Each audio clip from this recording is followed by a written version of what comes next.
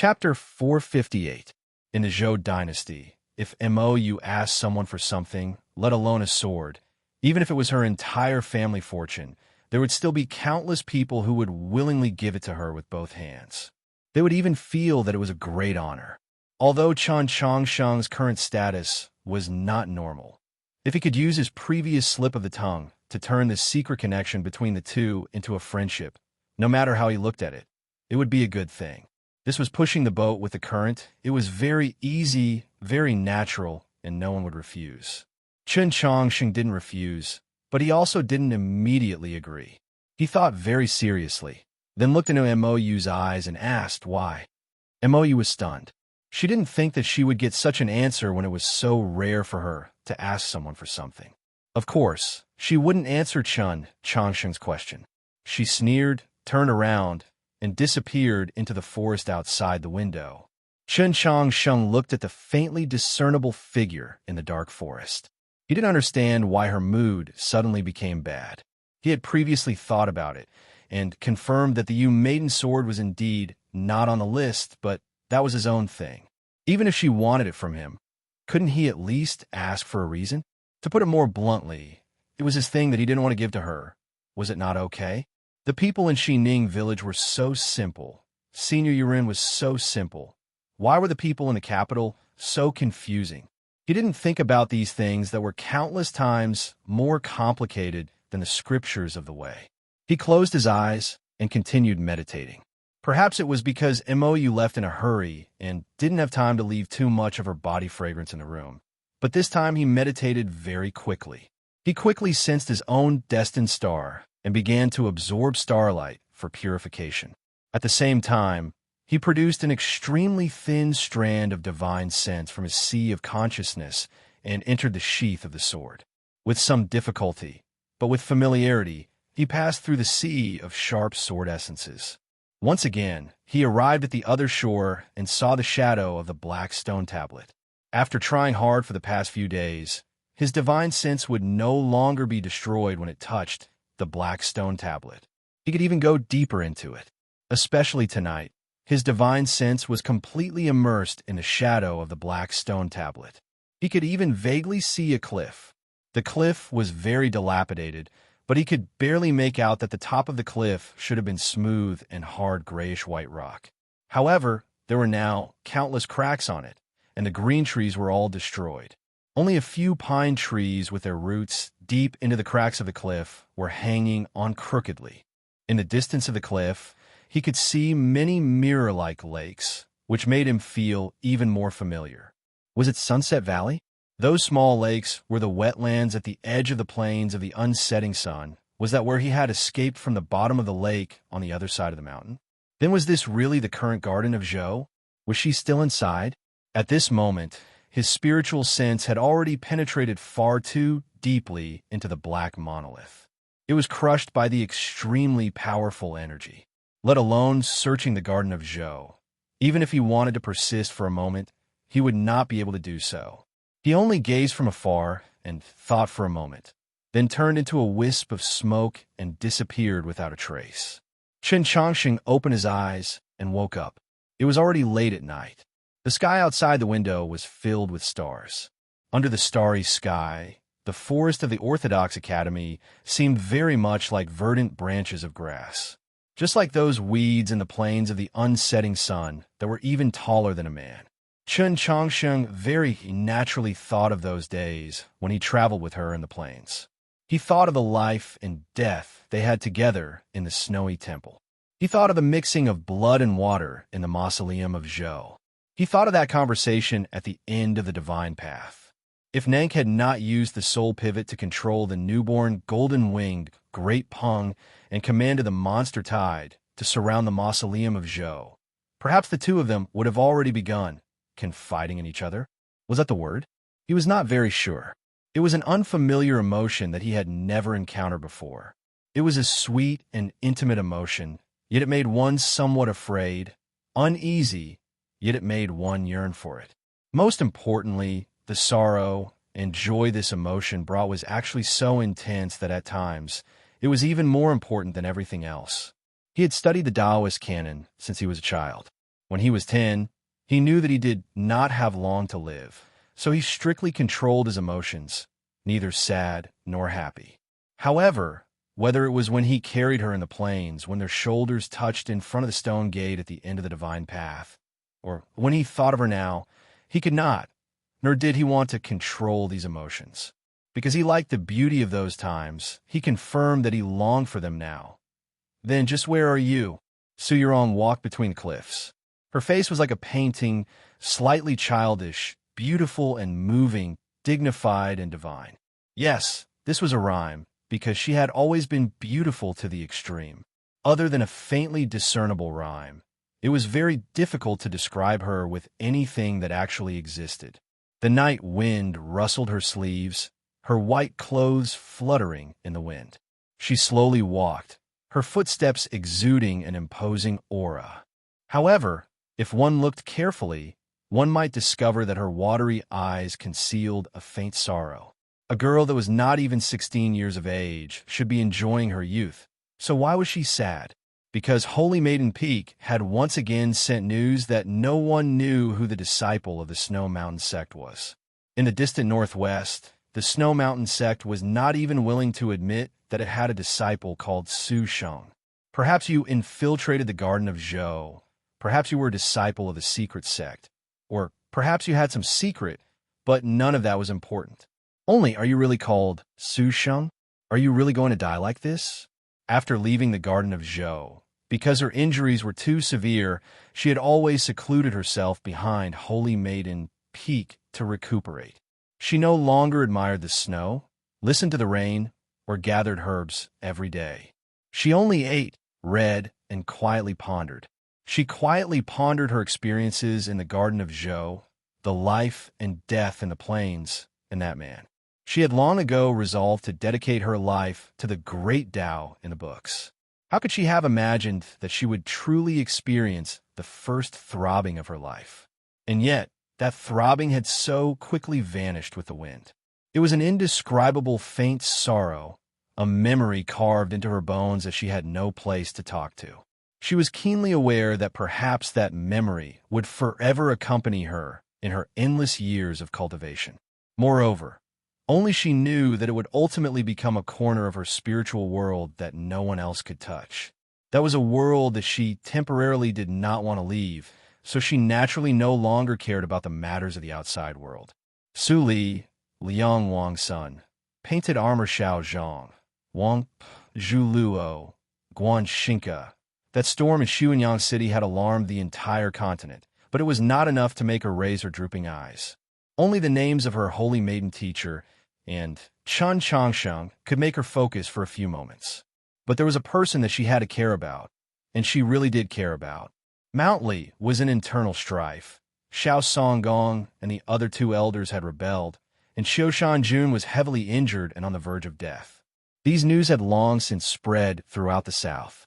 When her injuries gradually healed and she walked out of Holy Maiden Peak, she heard this news and knew that she had to go and take a look. Yes, she was walking on a cliff. At this moment, she was walking on Mount Li. There was another chapter in the night. Chapter 459. The entire world knew that Xiu Shanjun was deeply in love with Su-Yurong, and people had once believed that Su-Yurong was similarly deeply in love with Xiu Shanjun. The true dragon and the heavenly phoenix were of the same origin and grew up together.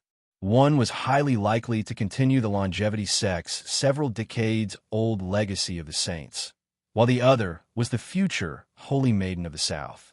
No matter how one looked at it, they were a match made in heaven. Until last year's Ivy Festival in the capital. At that Ivy Festival, Chen Changsheng took out the marriage contract. It was also at that Ivy Festival that Su-Yurong had the White Crane deliver a letter. In that letter, she clearly expressed that everything was not as people thought. Only at this moment did the entire world understand that the so-called match made in heaven and earth, that it was only right and proper, was only the beautiful imagination and hope in people's hearts. If it were a normal girl, Su-Yurong would probably not be willing to meet with Xiu Shanjun because of the awkwardness and inconvenience. If it were those exceptionally intelligent and decisive girls, they would also not meet with Xiu Shanjun because it seemed like only by meeting with him could he quickly calm down. But Su Yurong did not do this. She was not that youth like the cool breeze. Her Tao heart was also untainted.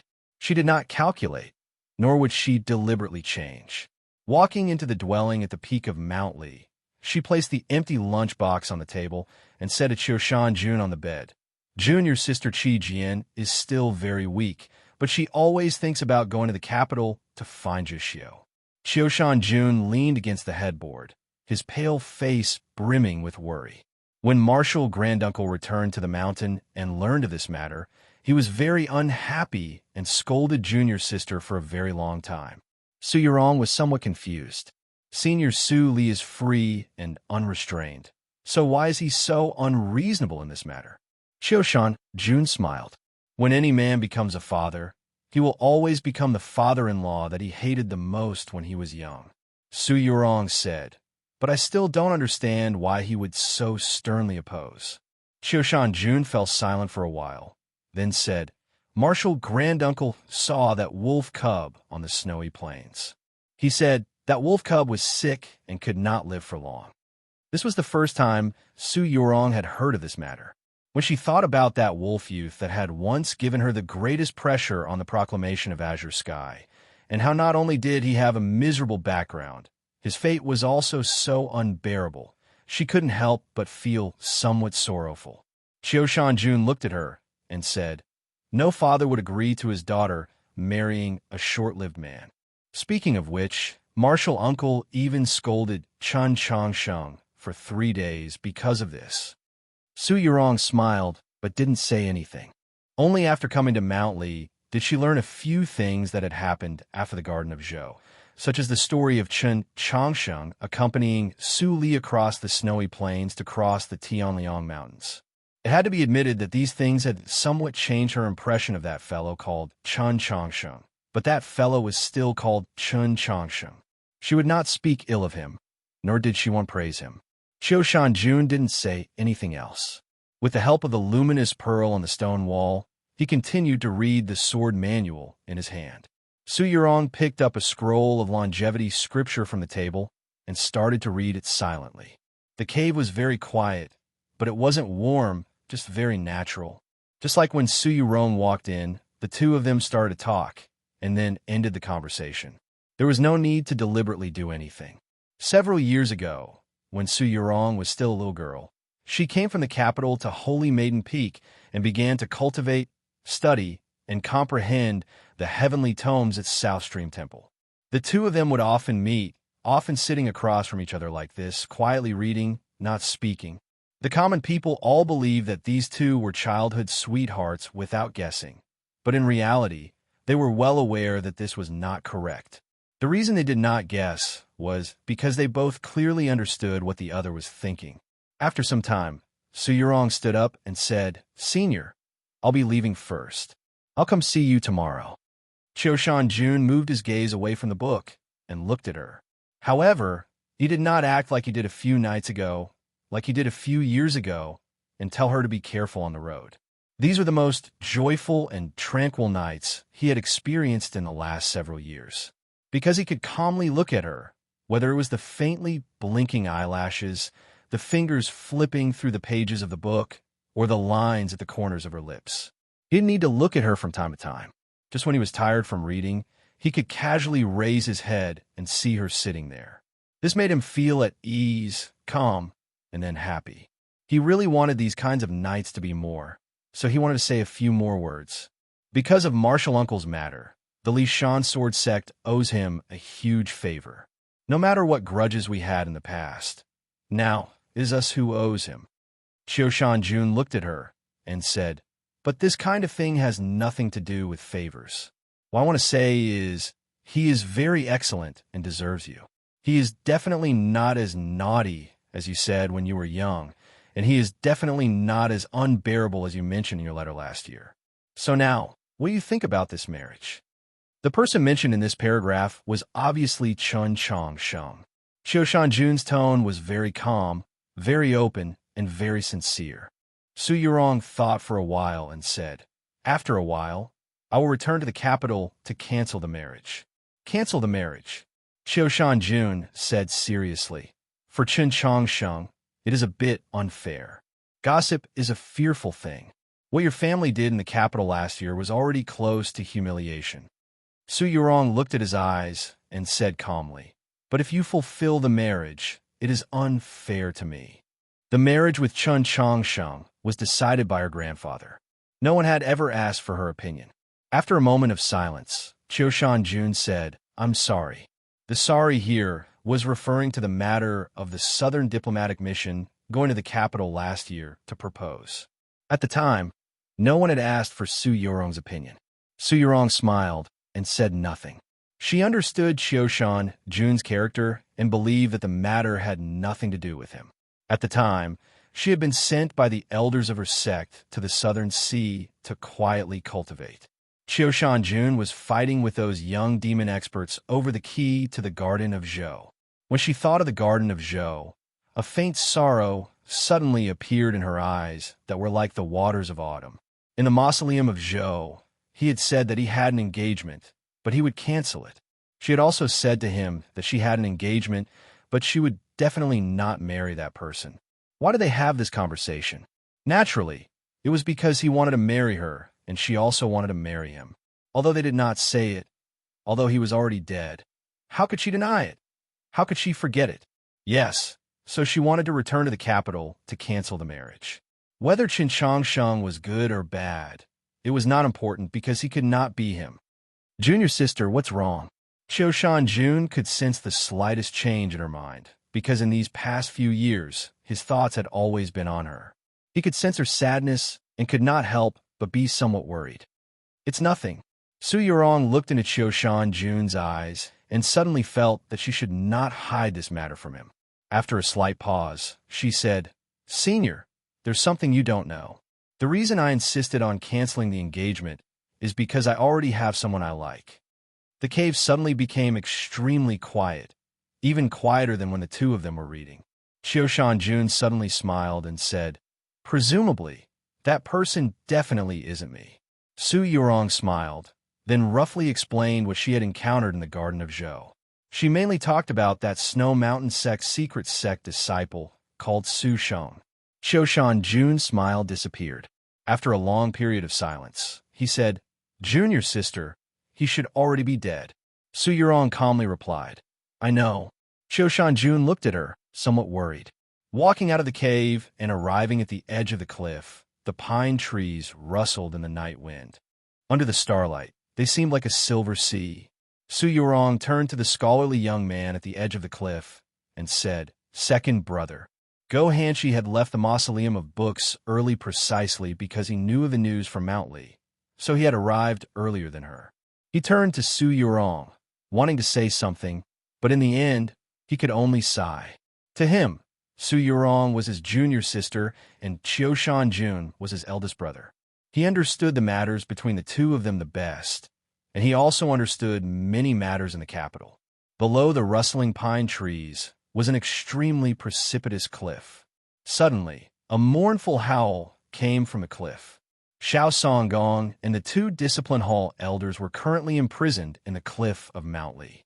The two Discipline Hall elders had not yet recovered from their heavy injuries, while Xiao Songgong's fate was even more miserable.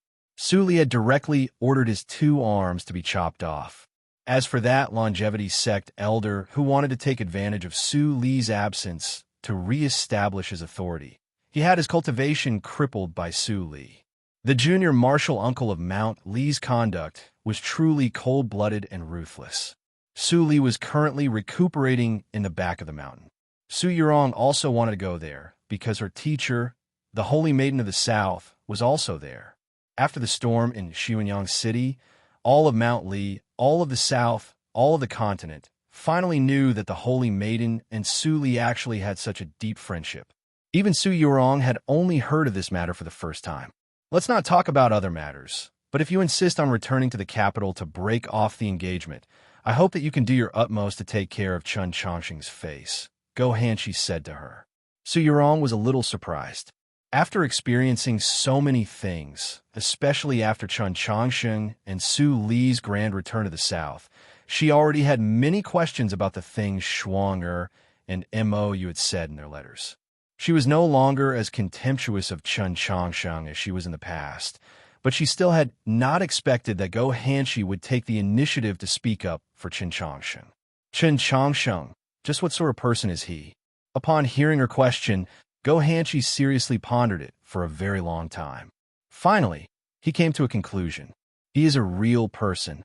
Neither he nor Su Yurong knew that on the return to the south, Su Li had once evaluated Chen Changsheng in this way. Is that so? Su Yurong was very confident in Go Hanshi's judgment of people. She couldn't help but be somewhat absent-minded. She had originally forgotten many of the matters of her childhood, but after Chen Changsheng entered the capital, she gradually began to remember a few things. But forget it, perhaps there really was some misunderstanding, but it had nothing to do with her. She bid farewell to Go Hanshi and followed the path by the pine forest to the back of the mountain. Go Hanshi suddenly thought of something and said, "Junior sister, Chen Changsheng." Su Yurong turned to look at him. Go Hanshi originally wanted to tell her that Chen Changsheng had discovered the sword pool in the Garden of Zhou and that the Li Palace was preparing to return these swords to the various sections. Among them was the temple sword that Holy Maiden Peak had lost, but seeing her rather desolate expression, he knew that she did not want to hear it. He also thought that she probably already knew of this matter, so he shook his head and said, "It's nothing." Chapter 460. Chen Changsheng had found the sword pool and taken out many swords. This matter had not yet been spread, but it was no longer a secret. It was just that Su Yurong had been in seclusion this entire time to recuperate and did not know of this matter, but everyone believed that she naturally knew of this matter. If Go Hanshi had said it now, she would have guessed a few things ahead of time, but in reality, it was never important when she knew. These words were very difficult to pronounce, but the reasoning behind them was actually very simple. Just like in all stories or real life, people would always encounter problems of this sort. Some problems would make you drink poison and throw yourself into the grave, while other problems would make you not know whether to laugh or cry and lose your marriage.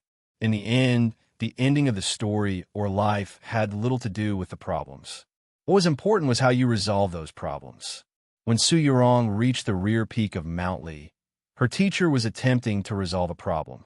As the leader of the southern sects that could stand on equal footing with the Pope, she naturally had to resolve a major problem. This problem was called the confluence of North and South. If the humans wanted to completely defeat the demons, or at least completely eliminate the threat of the demons, they needed a true unification, or in the words that have been popular for the past 200 years, the confluence of North and South. The great Zhou dynasty had never stopped thinking of truly conquering the South, but even the wise and mighty Emperor Taizong had only managed to get the sects and clans of the South to nominally acknowledge the legitimate status of the capital. After the divine empress took office, this was what she wanted to accomplish the most, but she had also not succeeded. 10 some years ago, the Liang household and the longevity sect had conspired in an attempt to conquer the South and the North. Although it seemed like a joke in hindsight, it also showed that the confluence of North and South was the inevitable trend of events. Several hundred years earlier, the confluence of North and South had failed for a very complicated reason. But in the last 200 years, the entire continent, including the demons, knew that the reason the Tianhai, Divine Empress, the Pope, and the Holy Maiden of the South had not been able to advance the confluence of North and South even a single step was because of the existence of a single person. Because Su Li did not agree. Why was it that after Su Li's bloody battle with the demon experts on the snowy plains of the land of demons, he had to immediately face the shameless pursuit of the human world? Why was it that the saints and the storms of the 8 directions did not hesitate to damage their reputations in order to put him to death in Xuanyang City? Was it because he had killed too many people? Of course not, but because only with Su Li's death could the great cause of confluence of North and South truly be realized. I don't want you to become the second Zhou Dufu. The Holy Maiden looked at Su Li and softly said, "If you feel that the faces of the people of Zhou are truly shameless, then what the eyes don't see, the heart doesn't grieve." Su Li shook his head. "You still don't understand why I don't agree to this matter. When have you ever truly opened your heart to me?" The saintess looked into his eyes and smiled. Su Yurong knew that her teacher and Su Li knew of her arrival. It was just that the actions of the elders could be like the cool breeze and the numerous stars, but she could not continue to listen. She stepped forward to bow. Su Li pointed at her and said to the holy maiden, "If you have time, you should first solve your disciple's problem." Su Su Su Su Su. Su Su Su Li's asked, she asked. Su Li continued. Her problem is even more troublesome than the confluence of the north and south. Not even I know what to do. The saintess raised her eyebrows slightly and asked, "What problem?" Su Li replied, "Of course it's a question of the most important matters in life. Between Qiu Jun and that idiot Chen Changsheng, even I can't tell who's better. Just who is she going to marry?" The saintess said with slight annoyance, "What nonsense are you spouting in front of me?" Su Yurong truly found it impossible to accept this sort of scene. She sighed her heart, but she also felt that Senior Su Li's words had faintly made him feel a little closer to Qin Changsheng. "I won't marry anyone," she said. "After returning to the capital, I will break off the engagement." The tip of Su Li's eyebrows slightly perked up, like a sword that wanted to fly in the night mist of Mount Li. But in the end, he said nothing. The saintess looked at her with pity. Su Yurong had encountered something in the Garden of Zhou, but no one had told it, not even her. But what kind of person was she? With a glance a few days ago, she knew that her female disciple had encountered a romantic obstacle, so she no longer brought up the matter of the engagement. Instead, she said, "When we go to the capital, go to the Li Palace in my place to pick something." Su Yurong said, "Yes, master, but I don't know what it is." The holy maiden said, "The sword pool of the Garden of Zhou has once again seen the light of day. Qin Changsheng is willing to return those swords to the various sections. The temple's sword is among them, but it is temporarily kept in the Li Palace." The temple sword was the sword that the holy maiden of the south always carried with her. Many years ago, Zhou Dufu had stolen it from Holy Maiden Peak, and it had since disappeared without a trace. Hearing this news, Su Yurong was very shocked, and then she felt that something was not right. Yes, something was very wrong. Su Li suddenly asked, "When are you going to the capital?" Su Yurong returned to her senses and replied, "It should be after the winter solstice." Su Li said, "Since you're going to the capital, help me return something to Chun Changsheng. It just so happens that you two know each other." Su Yurong subconsciously resisted, saying, "I don't know him." "Girl, when you get stubborn, you know different from your master." Su Li said, "Tian Hai and your master only taught you. An old man in only has him as a junior. You two will always have to fight. You can break off the engagement without seeing each other, but can you also not see each other when you fight?" Su Yurong knew that this was indeed the case. After returning to the capital, she ignored the matters of the Ivy League gathering and the grand examination. Based on the current situation, her battle with Chun Changsheng was unavoidable. What thing? An umbrella. Su Li took out a yellow paper umbrella from somewhere and threw it to Su Yurong. This was the umbrella that he cherished the most in the past. Within it was the sword that he most wanted to find, and it also represented a period of time. So on the snowy plains, even when he was bickering with Chun Changsheng like a child, he could not bear to give it away. But now, he just casually threw the umbrella away. The holy maiden's expression changed slightly, and her voice trembled. "You really agree?" Su Li replied. "I'm still considering it, but if there really is a chance to go to other worlds and see, it really is better than smelling the stench in this swamp." The holy maiden said no more. She quietly gazed at him, her face filled with gratification and sentimentality. If Su Yurong saw this scene, she would definitely feel very helpless, but she did not, because she was currently looking at the umbrella in her hand, that old umbrella. Of course, she recognized this umbrella. She had held this umbrella before. She had raised this umbrella before, from the plains to the mausoleum of Zhou. The journey spanned more than 1,000 li, passing through several seasons. At the time, she was on his back, the umbrella in her hand. This umbrella had sheltered her and him from the rain and snow, shielded them from the wind and frost, avoided the dust, and guided them. Returning it to Chun Changsheng, the sword pool, the temple soared him. Her face instantly turned snow white. She was somewhat absent-minded. She was very absent-minded. Just what was going on with all this? The next chapter will be out around 10:30. Chapter 461. Xiushan Jun's face was very pale, but it was different from the paleness caused by excessive blood loss and heavy injuries. It was more haggard, more downcast. In the span of half a night, he had experienced something that made him seem much older. Go Hanshi could see it clearly and knew why. His emotions were very complex: sympathy and then displeasure. The sympathy was for eldest brother, and the displeasure was for Su Yurong. He knew that this matter was not Su Yurong's fault. It was just that there was a difference of closeness and distance, and he could not understand why the matter had developed to this stage. Even though he had studied the Taoist canon since childhood, he still could not understand these matters. After some time, Xiushan Jun suddenly said, "In a few days, Jun, your sister, will return to the capital. If you have nothing to do, accompany her." Go Hanshi was somewhat confused and asked, "What's wrong?" Xiushan Jun looked at the starlight outside the dwelling and said, "Marshal, granduncle, might leave with the holy maiden. Where the south will go from here on out will depend on the movements in the capital." Go Hanshi was very shocked at these words. After a long time, he calmed down and asked, "Why is Junior's sister returning to the capital? Does she really want to personally annul that engagement?" Xiushan Jun shook his head. "That matter is not important. On the contrary, I am mainly worried about her battle with Chen Changsheng." Go Hanshi was even more confused, thinking, why does Marshal Granduncle, Master, and Senior all insist that Junior Sister Yurong will definitely battle with Chen Changsheng after returning to the capital?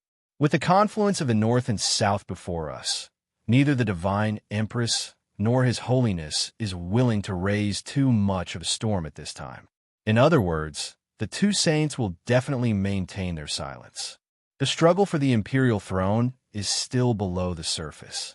The Orthodoxy's new rules, the all-school martial exhibition, what the Tianhai clan and those two archbishops are doing is actually very similar to what the Pope and Archbishop Mei Li Sha are doing. It is to build momentum for the final battle. Xiushan Jun looked at him and calmly said, "From the Ivy Festival to the Grand Examination, and then to the Mausoleum of Books, Chen Changsheng walked on the starlight. First he defeated you, then he defeated fate. And this time, if he can continue to win, when his momentum and reputation are at their peak, Junior Sister Yurong will return to the capital from the south and defeat him in one fell swoop. In the future, who would dare lightly challenge the Divine Empress's dignity?" Then he frowned slightly and said, "But this is too cruel." Go Hanshi understood what he meant by cruel. He shook his head and said, "What did Junior's sister say before?" Xiushan Jun very calmly recounted what Su Yurong had said before, such as how she had fallen in love with a disciple of the Snow Mountain sect who was possibly already dead. Go Hanshi thought that this was also a kind of cruelty. After a long period of silence, he asked, "Could it be that this is it?" Xiushan Jun was silent for a long time, then said, "The dead cannot be defeated." Go Hanshi didn't know what to say, muttering, "This isn't right. Who's wrong? Junior's sister?" Xiushan Jun looked at him and said with a slight smile, "Why do you think Zhou Dufu's blade can't be blocked?" Go Hanshi answered, "Because it's fast." Xiushan Jun smiled and said, "Because sometimes making a clean break is truly merciful. The intellectual sword could sever the threads of love, and so could the saber." He said it with a smile, and then coughed. He coughed painfully. It was so painful that he was a little sad. There were bloodstains on his clothes. How could it be easily severed by swords and sabers? Love started without knowing where it started and ran deep. Chen Changsheng did not know that this storm in the capital was to build momentum. The so-called new rule would ultimately fall between him and Su Yurong. Similarly, the wariness and hostility of the Tianhai clan and the Orthodoxy's new faction, as well as those noble clans and sects in the distant south, towards the Orthodoxy's old faction and the Imperial clan, all fell on him and the Orthodox Academy. At 5 in the morning, he woke up punctually, calmed his mind, and opened his eyes. He got up, dressed, and washed his face. Rain fell outside the window, but the summer wind did not grow any colder. The sounds coming from the distant gate of the courtyard did not grow any quieter. He was already used to hearing all sorts of noise and news when he woke up. He was not as anxious as he was at first, very calmly doing what he was doing. He went to the kitchen across the lake to eat 2 bowls of millet porridge, 2 steam buns made of sorghum flour, and 2 thin slices of Red River ham. He also took the chance to look for the mountain sea sword hidden in the pile of firewood, and only then did he return to the library. Yesterday, when he returned from Zhou prison, he realized that the pergolas on the street had not been torn down. He and Tang 36 had guessed that the so-called all-school martial exhibition could not possibly end with Zhou Zihang's heavy injuries. Surpassing cultivation levels to defeat a star condensation cultivator was truly a matter that could shake the entire continent. But compared to the Tianhai clan's overwhelming power and arrogance, what did it count for? Especially since the Li Palace had maintained its silence. The Li Palace's silence did not mean that the Orthodoxy's old faction and the Pope truly did not care about the Orthodox Academy. From a few days ago until now, there had always been many Li Palace priests and Orthodoxy cavalry standing guard around the Orthodox Academy. Although they could not stop the noise, they ensured the area's safety. A Li Palace priest surnamed Lu hurried into the academy and stopped Chen Changsheng before he could enter the library. He first respectfully bowed, then offered a letter with both hands. The letter sent to the Orthodox Academy at this time was naturally a letter of challenge. Chen Changsheng returned the bow to Priest Lu, thanking him for the hard work he had put in these past few days, but he did not take the letter of challenge. He indicated that the priest should go to the small building to find Tang 36, and also told him to tell Tang 36 to wake up early to eat. It didn't matter if the millet porridge was cold, but if he woke up a little later, the entire basin of Red River ham would truly be eaten by Xianyuan alone. Entering the library, he first examined Zheshio's condition, then took out the medicine that Luoluo had Guardian Jean deliver last night. He then untied his golden needle and dipped it into the green juice made from medicinal herb that Tang 36 had stolen from the 100 Herb Garden last night. He then pierced it into the space between Zheshio's eyebrows and slowly twisted it, continuing to treat his injuries. After an unknown amount of time, the dual effects of the Li Palace's precious medicine and the 100 Herb Garden's medicinal juice, under the urging of the golden needle, completely entered Zheshio's meridians and then dispersed throughout his body. After finishing this, Chen Changsheng felt somewhat tired and his body was also somewhat hot, but he did not sweat like he did yesterday. Removing the poison in Zheshio's body was not a difficult matter, but what he had been most worried about was Nank's peacock plume poison. He did not know whether it was because the cardinal of the Li Palace had personally used the sacred light technique or because the poison in Zhou prison had clashed with it, but it had already become extremely weak, completely inconsistent with the amount of poison Zheshio had mentioned. Currently, he was most worried about the problem with Zheshio's meridians. The door to the library creaked, and Xianyuan walked in, asking, "What do I learn today?" The Orthodox Academy currently did not have an instructor, so if Xianyuan wanted to learn something, he could only ask him. Chen Changsheng had experience in this aspect. He had taught students in the Orthodox Academy before, so he knew many demi-human cultivation methods and had a deep understanding of the demi-human's special body structure and meridians.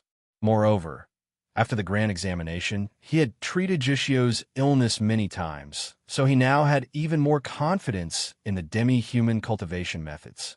He took out a book that he had already prepared and handed it over, saying, "From today onwards, you will learn the Heavenly Thunderbringer." The Heavenly Thunderbringer was not a commonly seen cultivation method. To be precise, it was a scripture within the Orthodoxy's ancient records. It was said that when this scripture was cultivated to its peak, one could possess boundless strength. One's fist could call the wind. One's fist could call the rain. One could be like a demonic god, and could even call upon heavenly thunder to annihilate an incomparably powerful foe. But it was often said to be a legend. No one could understand how to cultivate this scripture, so naturally, no one had ever successfully cultivated it. Xianyuan was a simple and honest bear tribe youth, but that didn't mean he was stupid. especially after staying in the Orthodox Academy for so many days and being forced to read so many books by Chun Changsheng. His mind had long been opened, and his knowledge had gradually broadened. Looking at the scripture in his hand, he said sadly, "Are you kidding me? Or do you think I will become a priest that calls for rain in the future?" Currently, the heavenly thunder bringer most often appeared when praying for rain. The priest would lead the masses in reciting it. But who had ever seen the altar light up after reading the scripture, followed by the gathering of wind and clouds, thunder and lightning, followed by a torrential downpour? Even if this scripture was real, Xian Yuan Po was a youth that was willing to struggle his entire life to become a divine general of the demi-human race. Why would he be willing to become a Taoist priest that could call for wind and rain? Chun Changsheng didn't explain. He used his position as principal, his dignity as a grandmaster, and most importantly, Luo's request, as well as the ownership of the Mountain Sea Sword, to successfully suppress the first possible case of truancy since the reopening of the Orthodox Academy. Xian Yuan panted heavily. He angrily and unwillingly walked to the window, facing the sunlight, and began to cultivate. Although the area outside the Orthodox Academy's gate gradually grew quiet, it didn't mean that the situation had calmed down. The all-school martial exhibition was a simple term, but it involved the Orthodoxy's training of cultivators and, more importantly, the war between humans and demons. So it obviously had a set of rules and regulations. Qin Changsheng didn't care about these things. After confirming that Zhixio had fallen asleep again and that Xian Yuan had truly begun to earnestly read the scripture, he also began to meditate and cultivate. Last night, in the illusion of the black monolith, he had caught a glimpse of the scenes in the Garden of Zhou. This allowed him to see hope, which made him even more anxious. As for the matters outside the academy gate, naturally, Tang 36 would be responsible for handling them.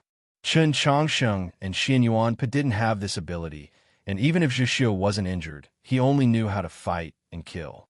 As a result, Chun Changsheng and Xian Yuan had always been waiting for Tang 36 to come out of the mausoleum of books, and Tang 36 had lived up to their expectations. On the first day of his return, he had sent Tian Haiya, flying with a kick, and cursed Zhou Ziheng silly. What'd he do today? Tang 36 was chewing on a small portion of a steamed bun made of sorghum flour. Within the steamed bun was the last piece of Red River ham that he could find in the kitchen.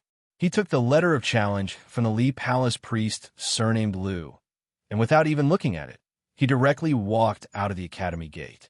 Two groups of orthodoxy cavalry stood in the drizzling rain, surrounded by a dense crowd. When they saw that the gate of the Orthodox Academy had been pushed open, the crowd exploded into a loud clamor. He was given a fright, and the steamed bun in his mouth almost fell into the rainwater. He mumbled, "What's going on?" "Qiushan Jun is good. Tang 36 is good." Chapter 462. Priest Lu of the Li Palace said somewhat helplessly, "We're all here to watch the show, so we can't go too far." Under the awning on the street, other than the stewards of the 4 workshops, there were no other important figures. Many of the Jingdo people who had come to watch the excitement had already arrived. It was only 6 o'clock in the morning, and it was still raining. Tang 36 felt helpless and annoyed at the same time. He thought to himself, "Isn't it just a fight? What's there to watch? Is it worth waking up so early?" The crowd gradually separated and then quieted down. A middle-aged man wearing a black robe walked into the field expressionlessly. Tang 36 tore open the envelope and glanced at it. He confirmed that this was the challenger for today. It was a teacher from Li Palace College. His sword-like eyebrows furrowed slightly, not because his opponent was an expert at the peak of the ethereal opening realm, but because the confusion in his heart was growing stronger and stronger, and the feeling in his heart was growing stranger and stranger. Other than Star Caesar Academy, the other 5 Ivies were directly under the jurisdiction of the Orthodoxy. Could it be that the Orthodoxy really had so many people that dared to defy the will of the Pope? The door of the library was pushed open, and the wind brought in raindrops. At the same time, Tang 36 walked in. "I don't understand this," he said to Chun Changsheng. Chun Changsheng shook his head and said, "In the current Orthodoxy, including many priests in the Li Palace, they all experienced the chaos of the Orthodox Academy back then. They killed many experts consecrated by the imperial family, and many of them still have the blood of the teachers and students of the Orthodox Academy on their hands. They obviously can't accept the imperial family returning to power and the Orthodox Academy reappearing. This has nothing to do with going against the will of His Holiness the Pope. After a short pause, he continued, His Excellency the Bishop was right. His Holiness the Pope changed his mind too quickly. Even those loyal to him could not change his mind in a short time. Tang 36 thought about it and said, That makes sense, but I still feel that something is wrong. Chen Chongsheng was more concerned with the specifics and asked, How good is the instructor from Li Palace College? Tang 36 replied, He's not at the star condensation realm, but at the peak of ethereal opening. He's very old, and it's obvious that he has some trump cards up his sleeve. Hearing this, Chen Chongsheng was silent. He thought to himself, this kind of opponent doesn't seem to be as good as Zhou Ziheng, but his battle experience is probably far above Zhou Ziheng's. He won't be easy to deal with. He asked, When is the appointment with the other party? Tang 36 was startled and asked, What do you mean, when? Chen Chongsheng was also slightly startled and said, When are you going to fight with that instructor from Li Palace College? Tang 36 finally understood what he meant and said casually, It's already over. Chen Chongsheng didn't really hear it and asked, Finished? Yes, it's over. Chen Chongsheng didn't expect this at all and didn't know what to say for a moment. Xian Yuanpo was no longer able to focus on his studies and looked over in shock. Even the ears of Zhu Xiu, who was lying on the ground, slightly twitched. Who did it? The answer was obvious, but Chen Chongsheng still wasn't sure. Tang 36 felt that he was an idiot to a certain extent and said, Of course it's me. Xian Yuanpo was even more naive. He really thought that Her Highness Luo Luo had returned. Hearing him admit it, he subconsciously asked, You? Can you beat her? Since the instructor of Li Palace College was at the peak of ethereal opening, how could Tang 36, who had just entered the upper level of ethereal opening in the Mausoleum of Books, be his opponent? What do you mean? Chen Chongsheng can defeat a star condensation cultivator, but I can't even defeat an old man? Tang 36 sneered and said, Look at my elegant, handsome, and unaffected appearance. You should know who won. It was quiet in the library. Chen Chongsheng didn't know what to say.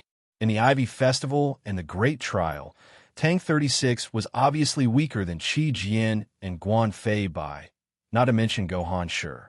As a talented disciple of a noble family, he was suppressed by the poor disciples of the Li Mountain Sword sect to the point that he couldn't even lift his head. Chen Chongsheng knew that he didn't show it on the surface. He was still careless, rich, willful, and full of vulgarities, but in reality, he was very irritated.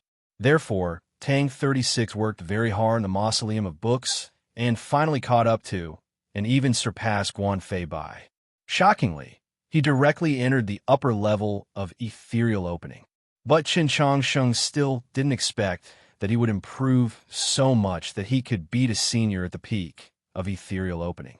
He looked at Tang 36 and confirmed that he really wasn't injured. He asked what happened in the end.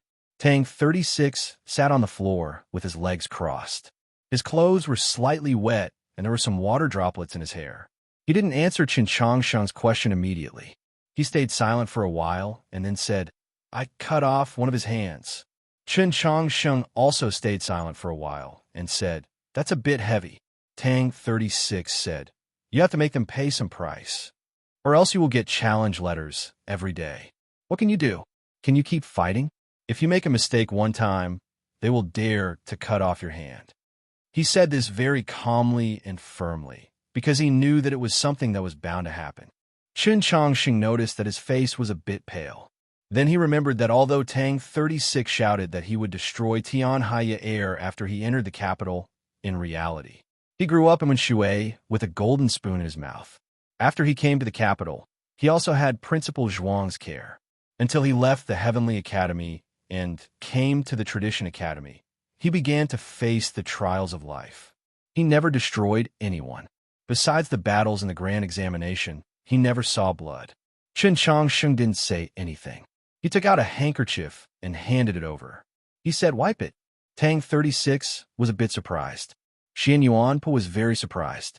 Even Zheshio opened his eyes. They were the closest people to Chen Changsheng in the world. Now they all knew that Chen Changsheng had a very serious and rarely showed obsession with cleanliness. "It can only be rainwater," Chen Changsheng explained with a heavy tone. "If you want to wipe off the blood on your sword, then you don't need to return the handkerchief to me." Tang 36's attack was very heavy, but the summer rain was even heavier. The light rain in the morning suddenly turned into a storm in the evening.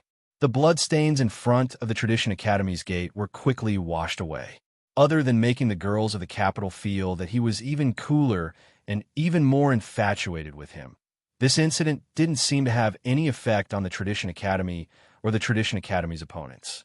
On the morning of the second day, the Tradition Academy once again received 3 letters of challenge. But unlike yesterday, the gate of the Tradition Academy never opened. Only the sound of argument and even quarreling could be faintly heard. It wasn't until the evening that the gate was opened again. Seeing Tang 36 walk out of the gate, the idlers of the capital, the stewards under the awning, and the people in the carriages on the street all became spirited. It was indeed different from yesterday. Today, there was no rain, only a sky full of sunset. The Wen Shui sword left its sheath. The bright body of the sword reflected the sunset. At the same time, it seemed to have some kind of magic power that absorbed all the sunset in the west of the capital. The street was dark and then bright again. Tang 36's first move was the most powerful 3 moves of Wen Shui. The evening clouds disappeared and the sword's spirit rose. The ground in front of the gate was left with some rainwater. The puddles were like a lake that had shrunk countless times. His true essence surged, and his sword energy surged. The surface of the lake glowed with a golden light, and the heat instantly disappeared. The alley resounded with the shrill howls of countless swords. The swordsman that seemed to come from the temple seminary, but was actually an expert of the Tianhai clan, flew backwards and landed heavily on the street. With a bang, those small lakes were smashed by the figure, and the golden light turned into countless broken scales. The swordsman's body was crisscrossed with more than 10 wounds. Blood flowed everywhere, and he could no longer stand. Tang 36 didn't give him another glance. Gripping the Wen Shui sword, he looked at the crowd and said, "Next." The crowd was silent, and then with a boom, they exploded, especially those girls of the capital. They were even more infatuated. They shouted his name with all their might and threw the flowers in their hands at him. Flowers were constantly thrown at the gate of the Tradition Academy. Not long after, a thick layer of flowers had accumulated on the ground, like a sea of flowers. He stood in the center of this sea of flowers. Today there will be the second chapter. The time is uncertain. Chapter 463. One day this summer, Tang 36 broke the hand of the teacher of Li Palace College. The second day, he severely wounded the master of the Tianhai family with 1 strike. Then, he won 2 more matches. The third day, he won 2 matches in a row. The fourth day, he won 1 match easily. The fifth day, he won 4 matches in a row. So far, he represented the Tradition Academy in 12 matches without losing a single match. The area in front of the Orthodox Academy had become a sea of flowers. For the first time, the 100 Flowers Lane lived up to its name. Even more joyous were the hawkers selling flowers in the lane and the 4 great markets in the pergolas. No matter how the odds changed, no matter how the contents of the bets were adjusted, as long as people paid more and more attention, the merchants would always be able to obtain the greatest profit. People were discussing how long Tang 36's winning streak could last. At the same time, they confirmed that the young master of the family of Wen Shui, who had been known as a genius since he was a child, was just like what Elder Tianji said when the proclamation of Azure Cloud changed last year. As long as one cultivated diligently, one's strength could easily increase by leaps and bounds. Some people were already wondering how far the 17-year-old Tang 36 would go if the proclamation of Golden Distinction changed this year. Just like a few days ago, Tang 36 stood in the sea of flower petals. His expression was calm, as if he wasn't moved by the beautiful scene and the shouts of the girls on the street. However, he was thinking about something else. The weather was a bit hot recently. The flowers that the flower vendors brought from Green Hill County were too luxuriant. Standing in the sea of flowers, he felt like he was standing in a pile of fat and tender pork belly. "You really are amazing." A cold voice suddenly came from the crowd. "I'm very curious. If the proclamation of golden distinction changed now, where would you rank?" With this voice, a man dressed in black, his entire body suffused with a cold aura, slowly walked to the gate of the Orthodox Academy. This was a question that many people in the capital were curious about, but no one was more suitable and more powerful than this man. Because this man in black was one of the experts on the proclamation of golden distinction. He was ranked 27th and was at the initial level of star condensation. His surname was Mu and his name was Boss, so he was called Mu Laoban. In reality, he really was a boss in the business of selling tombs. Mu Laoban grew up in the southern Yiling Mountains. The method he cultivated leaned towards the sinister fire of the earth. His fighting methods were strange and unpredictable. Even experts of the same level would find it hard to defeat him in a one-on-one battle. He was a guest of the family of Tian Hai. Just like Zhou Ziheng, he was also a teacher of the Temple Seminary. Therefore, he had the right to challenge the Tradition Academy. With Mu Laoban's appearance, the temperature in front of the Orthodox Academy's gate instantly dropped, a chill appearing in the midsummer sky. The crowd subconsciously moved out of the way, and the shouts of the young girls turned into worried whispers. The people who came to challenge the Tradition Academy today all handed in their letters of challenge last night. Tang 36 was not surprised by the appearance of these people, and he had already made ample preparations. He knew he was not Mu. He was Mu Laoban's opponent. So Laoban and 6. He didn't want to fight. So Hai said, "The Tian Hai clan will give you 3,000 taels of silver and a bag of crystal every year. Right now, I don't have any extra crystal on hand. Only 30,000 taels of silver notes. Tang A of 6 of Tang of Tian, the Wang Mu, Tang 6, Wang A Chun Long Wan, the Wang Lu Chun Lu Zhou is Mu Yang is. He really is. He really is a greedy man." Tang 36 smiled at the struggling expression on Mu Laoban's face. Then, he remembered how he had used a roast chicken to deal with Zhixio in the grand examination. He felt that he really was a genius in business. Seeing this, the people of the capital were dumbfounded. How could it be like this? What Tang 36 regretted, but what made the people of the capital happy, was that Mu Laoban was able to resist the temptation of money. "I really do like money, but there are many things in this world that are more important than money," Mu Laoban regretfully said to Tang 36. "You understand." Tang 36 understood. To Mu Laoban, a vile person, things more important than money were not things like justice or promises. It could only be that the family of Tian Hai had something on him, or even more money.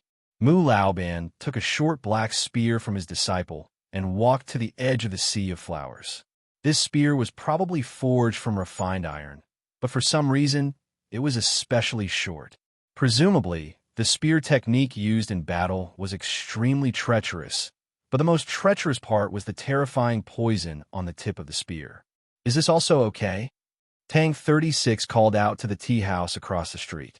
The priests of the Li Palace were responsible for the safety of the Orthodox Academy, but the person truly qualified to confirm the fairness of the all-school martial exhibition was in that tea house.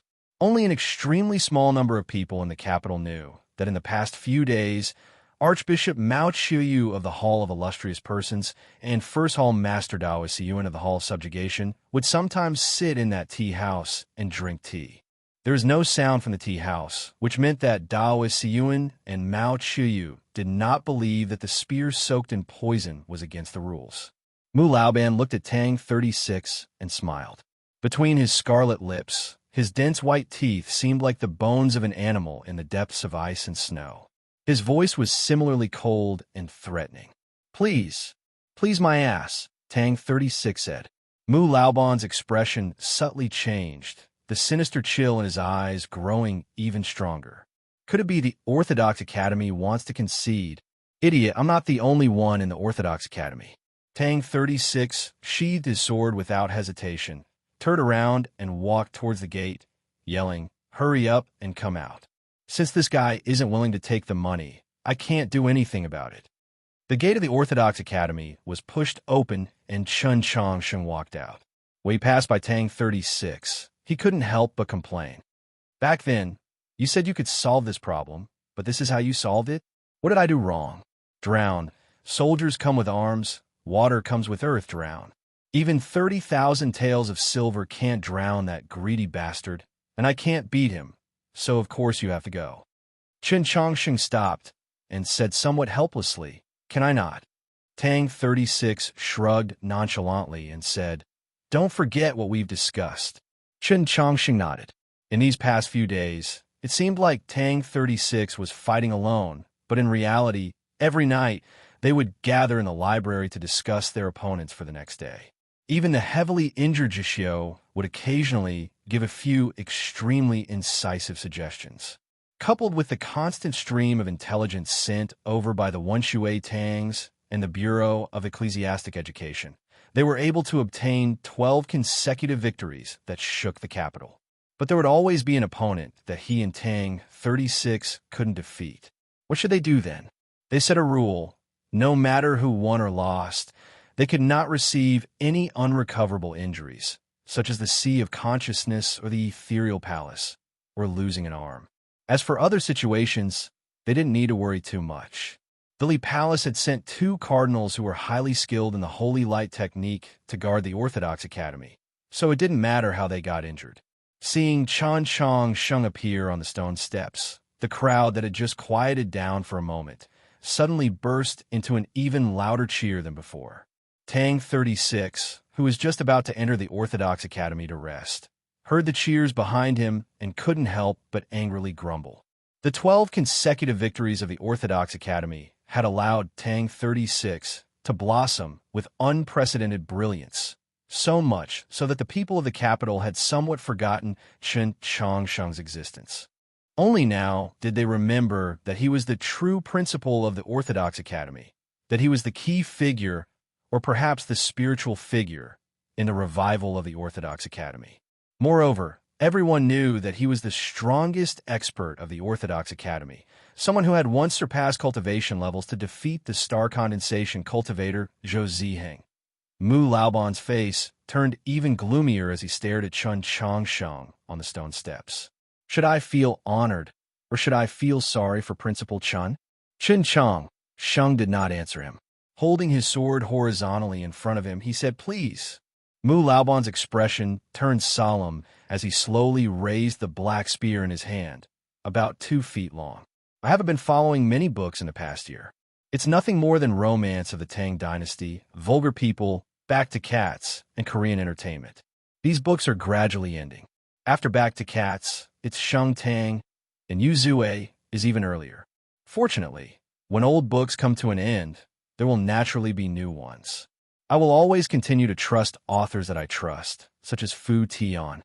A few days ago, before the end of Grand Tang, Fu Tian had already begun to write a new book. Without the slightest hesitation, he published both. This makes me feel inconceivable. Just how did this girl cultivate such a valiant execution ability? How did she maintain her love for writing after all these years? Yes, you should be able to see, but you really are mistaken. This is not an advertisement, but a very serious sharing. Fu Tian's new book is called A Handbook for Making a Living in the Ming Dynasty. It really is very good. If you don't believe me, you can go take a look. Chapter 464. Buzz. A gust of air suddenly appeared at the tip of the black spear. It was a distortion of the air caused by the spear tip's high-speed vibration. With a sharp sound, the sharp tip of the spear pierced through the air. With an unimaginable speed and power, it pierced towards Chen Chongsheng, who was on the stone steps. Worthy of his reputation for being sinister and fierce, Mu Laoban's spear had come without warning. Extremely bizarre. Just because it was strange didn't mean it lacked power. Countless flower petals rose from the ground and followed the iron spear up the stone steps. There were pink and white flower petals everywhere in front of the Tradition Academy, blocking Chun Changsheng's vision and also the vision of many people. They only knew that the short spear was behind the sea of flowers. The dancing petals were rapidly turning black, a sign that the spear tip had been infected by the poison. In an instant, this so-called martial arts challenge became extremely dangerous, and everyone's hearts were in their throats. The rain of flowers filled the sky as the iron spear pierced through the air. It looked like a mottled snake that had emerged from the sea of flowers. However, no matter how strange the trajectory of this short spear was, it couldn't break through Chun Changsheng's sword, because this was the stupid sword that not even Su Li had been able to master. It was the #1 defensive sword technique in the world that could only be practiced by those who were not good with the sword. Dang! In reality, the sharp tip of the spear, which was soaked in terrifying poison, had already clashed with Chun Changsheng's sword countless times. Back in Xuanyang City, not even painted armor Xiao Zhang's spear had been able to surpass this sword, much less this spear. But the tip of this broken spear was contaminated with a terrifying poison. Would this poison be transmitted to Chun Changsheng's body through the sword? This was what Mu Laoban thought. Over the years, the reason he had been able to defeat many opponents who were not weaker than him was precisely because as the battle went on, the cold poison in his spear would rise with the wind. It would move as it pleased, noiselessly destroying his opponent's weapon. Then, through the weapon or even through the air, it would invade their lungs and meridians, ultimately rendering them powerless to continue fighting. None of this would happen today. Chun Changsheng's seemingly ordinary but somewhat bright sword contained an unimaginable amount of dragon's might and energy. How could it be damaged by a mortal's poison? There was naturally a reason why the sword was named stainless. If there was no problem with the sword, then there would be no problem with the person, because the person was pure as well. Chun Changsheng was good at medicine. After receiving the information from the education board yesterday, he made the necessary preparations. Even if he hadn't taken the medicine in advance, the cold poison on the spear wouldn't have been able to harm him in the slightest. This was because the soul of a black frost dragon had once resided in his body, and he had once bathed in the true blood of that black frost dragon. The strength of his body far surpassed that of a perfect purification. From a certain perspective, rather than saying that his body was as powerful as a human's, it would be better to say that it was more like a true dragon's. Other than a poison on the level of Nank's peacock plume, how could this so-called poison from the southern mountains do anything to him? As the petal rain fell, the spear and sword separated, revealing Mu Laoban's shocked and bewildered eyes. Chun Changsheng used his discerning steps, transforming into a blur and arriving before him. Mu Laoban roared and retreated. At the same time, his black spear crushed apart countless petals, creating a barrier of pink, white, and black. This was his star domain. After his battle with Zhou Ziheng, the entire continent knew that Chun Changsheng had the ability to surpass cultivation levels and challenge star condensation cultivators. Mu Laoban did not dare to be careless, and it was clear that he had learned the lesson from Zhou Ziheng's battle. His retreat was firm and decisive. More importantly, he had used the star domain extremely early and extremely quickly. Before Chun Changsheng had even attacked, it had already enveloped his entire body. He was the same as many people, still firmly believing that the iron law of the cultivation world was an iron law. On that day, Chun Changsheng had been able to destroy Zhou Ziheng's star domain with a single strike, because Zhou Ziheng's mind was in chaos, or because Chun Changsheng's sword was too sharp, or because his luck was too good. He believed that his star domain was stronger and more solid than Zhou Ziheng's. Most importantly, he believed that in a situation where he was prepared, his mind would definitely not be in chaos. As a result, he did not believe that Chun Changsheng would be able to so easily destroy his star domain today. However, how could he and those people who clung to the so-called Iron Law and were unwilling to let go understand the profound thoughts that a genius like Su Li could not comprehend? How could they know just what the so-called intellectual sword was? The intellectual sword was truly not a sword style, but a method of battle. When the petals on the ground in front of the Orthodox Academy poured into the sky like a waterfall, when that metal spear treacherously pierced through the rain of petals, when Chun Chong Sheng held his sword horizontally in front of him, he had already used his intellectual sword. This sword had originated from last night's calculations, and now it fell amidst the rain of petals. A ray of light appeared in front of the Orthodox Academy, like a bolt of lightning. The stainless sword seemed to pierce into the sky above the rain of petals, but in the end, it only pierced through a soft petal. But behind that soft petal, about the size of a fingernail, was Mu Laoban's eyes. Just like this, Chun Chong Sheng had easily found a hole in his star domain. Chun Chong Sheng had used the most ordinary true sword of the orthodoxy, but at this moment, it was the most suitable method. The dagger pierced through the petals, piercing towards Mu Laoban's eyes. His eyes revealed an expression of shock, but he did not notice that there seemed to be some other emotion in the deepest depths of his eyes. He fiercely howled. With a squelch, the dragon cry sword stabbed into his chest. But unlike when he had battled Zhou Ziheng, the peerlessly sharp dragon cry sword had actually failed to pierce through his body. Instead, it had been blocked by something. Sensing the strangeness from the tip of the sword, Chun Chong Sheng's pupils constricted. Mu Laoban's clothes concealed a flexible armor. The problem was, what flexible armor in the world could block his sword? He was still too inexperienced. If it were Tang 36, he would have already guessed that the flexible armor hidden in Mu Laoban's clothes was one of the treasures that guarded the Tianhai clan, the Six Protections Divine Armor. The Six Protections Divine Armor was a divine artifact ranked 79th on the tier of legendary weapons.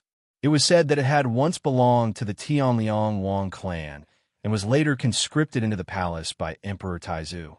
Later on, Emperor Xian was worried that the Tianhai Empress would be ambushed by an enemy in the 100 Herb Garden, so he gave it to her to protect herself.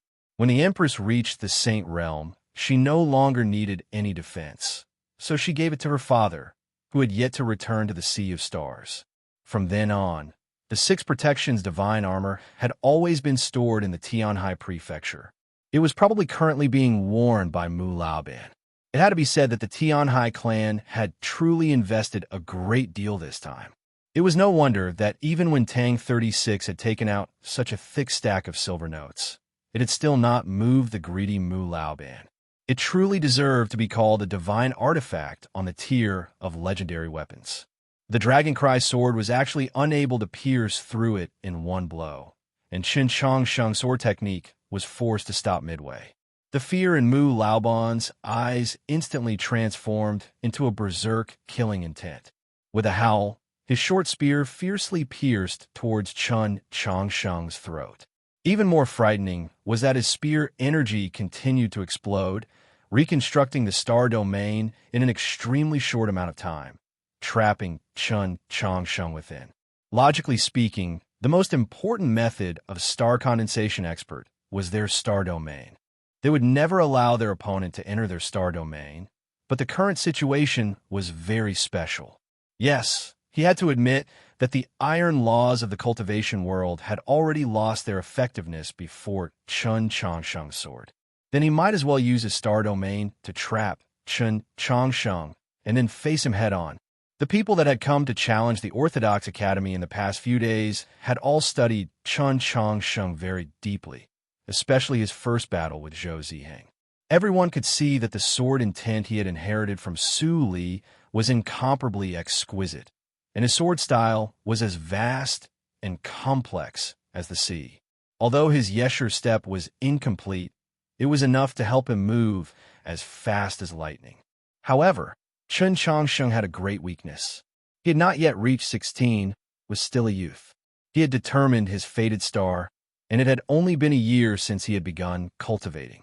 Even if he was the reincarnation of Zhou Dufu, the amount of true essence in his body could not compare to those experts that had cultivated for decades or even centuries. And this was when people did not know that his meridians also had problems, that the efficiency of his true essence output was abysmal. In short, Chun Chong Sheng's greatest weakness was the amount of true essence he had. However, Mu Laoban did not know one thing. and at the same time, he did not remember a few things. In Xuanyang City, Liang Wang's son had once used a similar method to deal with Chun Changsheng. If Chun Changsheng's true essence really was so weak, how could he have withstood Go Hanshi's storm-like attacks in the Grand Examination? And how could he have broken through Liang Wangsuan's broken star domain in Xuanyang City? If not even Liang Wangsuan's star domain could hold him down, who under star condensation could? Under the awning, many people believed that Chun Changsheng might lose this battle and began to stand up in shock. But the people in the tea house and in the quiet carriages at the end of the street did not think this way. They knew and would never forget what Chun Changsheng had done in Xuanyang City. They were keenly aware that Chun Changsheng had the ability to escape, and this battle was still far from over. Victory and defeat had still not been decided. Yet what happened next was something that not even they could have imagined. Chun Changsheng did not choose to use the intellectual sword again and break through Mu Laoban's star domain. He first retreated and then made plans. His stainless sword continued to stab into Mu Laoban's chest, and then he continued forward. It was like he had never even thought about escaping, not caring that Mu Laoban was wearing the 6 protections divine armor of the tier of legendary weapons. He only thought about victory. A clear yell, a blazing chi suddenly appeared in front of the Orthodox Academy.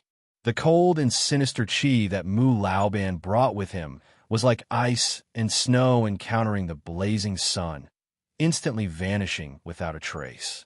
The petals that filled the sky actually began to burn, transforming into a dazzling expanse of light. Mu Laoban's face paled in the light. As he was in the middle of the field, he could feel it the clearest. That fierce and blazing chi. Chun Changsheng's true essence had become incomparably majestic. His true essence was lacking. So was all a facade. His expression suddenly changed, and he was truly terrified. With a roar, he no longer cared about his spear and desperately retreated. But how could Chun Changsheng give him this chance? The stainless sword in his hand stabbed straight into Mu Laoban's chest. Pierced through, the fierce sword intent directly destroyed all of Mu Laoban's will to fight. The terrifying strength sent him flying from the sharp dagger. A thunderous boom resounded in front of the Orthodox Academy's gate. Mu Laoban transformed into a black shadow and flew back several dozen zhang. In front of the awning on the street was an array that acted as a barrier. He heavily collided against it, then slumped to the ground, no longer able to get up. A faint blue glow appeared in the air in front of the awning, and one could faintly hear an extremely low tearing sound. Dust rustled down from the beams of the awning, sprinkling the heads and faces of many people within. Mu Laoban sat paralyzed on the ground, constantly vomiting blood, his eyes filled with extreme shock and fear. Just what was going on here? How could Chun Changsheng's true essence become so berserk and powerful in such a short amount of time? The people under the awning were similarly shocked to the extreme. They couldn't even care about the dust that had fallen on their bodies, staring at Chun Changsheng in shock. This strike of his had actually almost destroyed the barrier array on the street. Today, only one chapter. Chapter 465. This battle had lasted for a very short time, even shorter than the battle between Chun Changsheng and Zhou Ziheng on the first day. Everything had happened too quickly, and the common people simply could not see it clearly. Chun Changsheng's sword had stopped in front of Mu Laoban's chest for an extremely brief moment, and they had no way of knowing that under Mu Laoban's clothes was the legendary divine armor of the tier of legendary weapons. They only saw Chun Changsheng draw his sword, pierce through his opponent's chest, and send him flying out onto the street. As a result, they couldn't help but look down on Mu Laoban, thinking to themselves, even if your strength is inferior to Little Principal Chen's, you know how Little Principal Chen defeated Zhou Ziheng. Could it be that you haven't made any preparations? If you had made preparations and still lost in the same manner, then that would be even worse. Of course, many people had noticed the strange phenomenon of Chun Changsheng's sword. That sword was like a blazing sun, erupting with boundless light and heat, transforming the sea of flowers into a sea of fire. Just what sort of sword was this? Mu Laoban was in great pain, very weak, very perplexed. He was also thinking about this question. Chun Changsheng was clearly only at the upper level of ethereal opening. So how could he have more true essence than many star condensation cultivators? And how could it pierce through the six protections' divine armor? Just what sort of ghost sword was this? The stewards and lords under the awning were also very shocked, thinking, just what is going on here? A sigh rose up in the tea house, and then everything returned to normal. In that black carriage at the end of the street, a brush was steadily and smoothly walking across a piece of paper, leaving behind words. Chun Changsheng has finally used the third sword. This sort of violent sword technique clearly consumes a lot of true essence, but it's different from the battle in Xuanyang City recorded. Chun Changsheng can already use it more than once. It seems that after returning to the capital, he has clearly improved. Mu San was wearing the six protections divine armor, but he was still unable to block that sword. Besides Chun Changsheng's explosive increase in true essence, it should also have something to do with that dagger called the stainless sword. The two officials of the department for purging officials faithfully recorded everything they had seen today. Only then did they put down their brushes and rub their somewhat sore wrists. They silently looked at each other, both seeing the shock and confusion in each other's eyes. Even if the sword style that Su Li had taught Chun Changsheng could use a secret technique to ignite true essence and explode with energy countless times greater than normal for a short period of time, that was the six protections divine armor. How could it be broken so easily? I hear that the Pavilion of Heavenly Secrets has already sent someone to the capital to take a look at the stainless sword. Is the tier of legendary weapons really going to change this year? Last time, it was said that when the stainless sword appears, the tier of legendary weapons will inevitably be updated. But after today's battle, I'm afraid that this sword will be ranked a little higher. The Six Protections divine armor had always been a divine weapon on the tier of legendary weapons.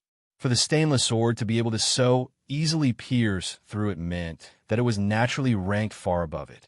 The carriage was very quiet. An official suddenly thought of something, picked up the brush again, and wrote on the paper. Chun Changsheng still didn't kill anyone. Yes, Mu Laoban was not dead. The stainless sword pierced through his chest. Just like last time, it passed right through his heart. Chun Changsheng's sword was so sharp that it made one's hair stand on end, and so accurate that it made one's hair stand on end. Then how stable was his hand holding the sword? Time passed extremely slowly. Finally, it was the middle of summer. In these 10 days, the Tradition Academy had welcomed dozens of challenges. Until now, they had not lost a single one, shocking the entire capital. Challengers below star condensation could not defeat Tang 36, even though he had won a few matches by the skin of his teeth, and one time he had even suffered rather heavy injuries.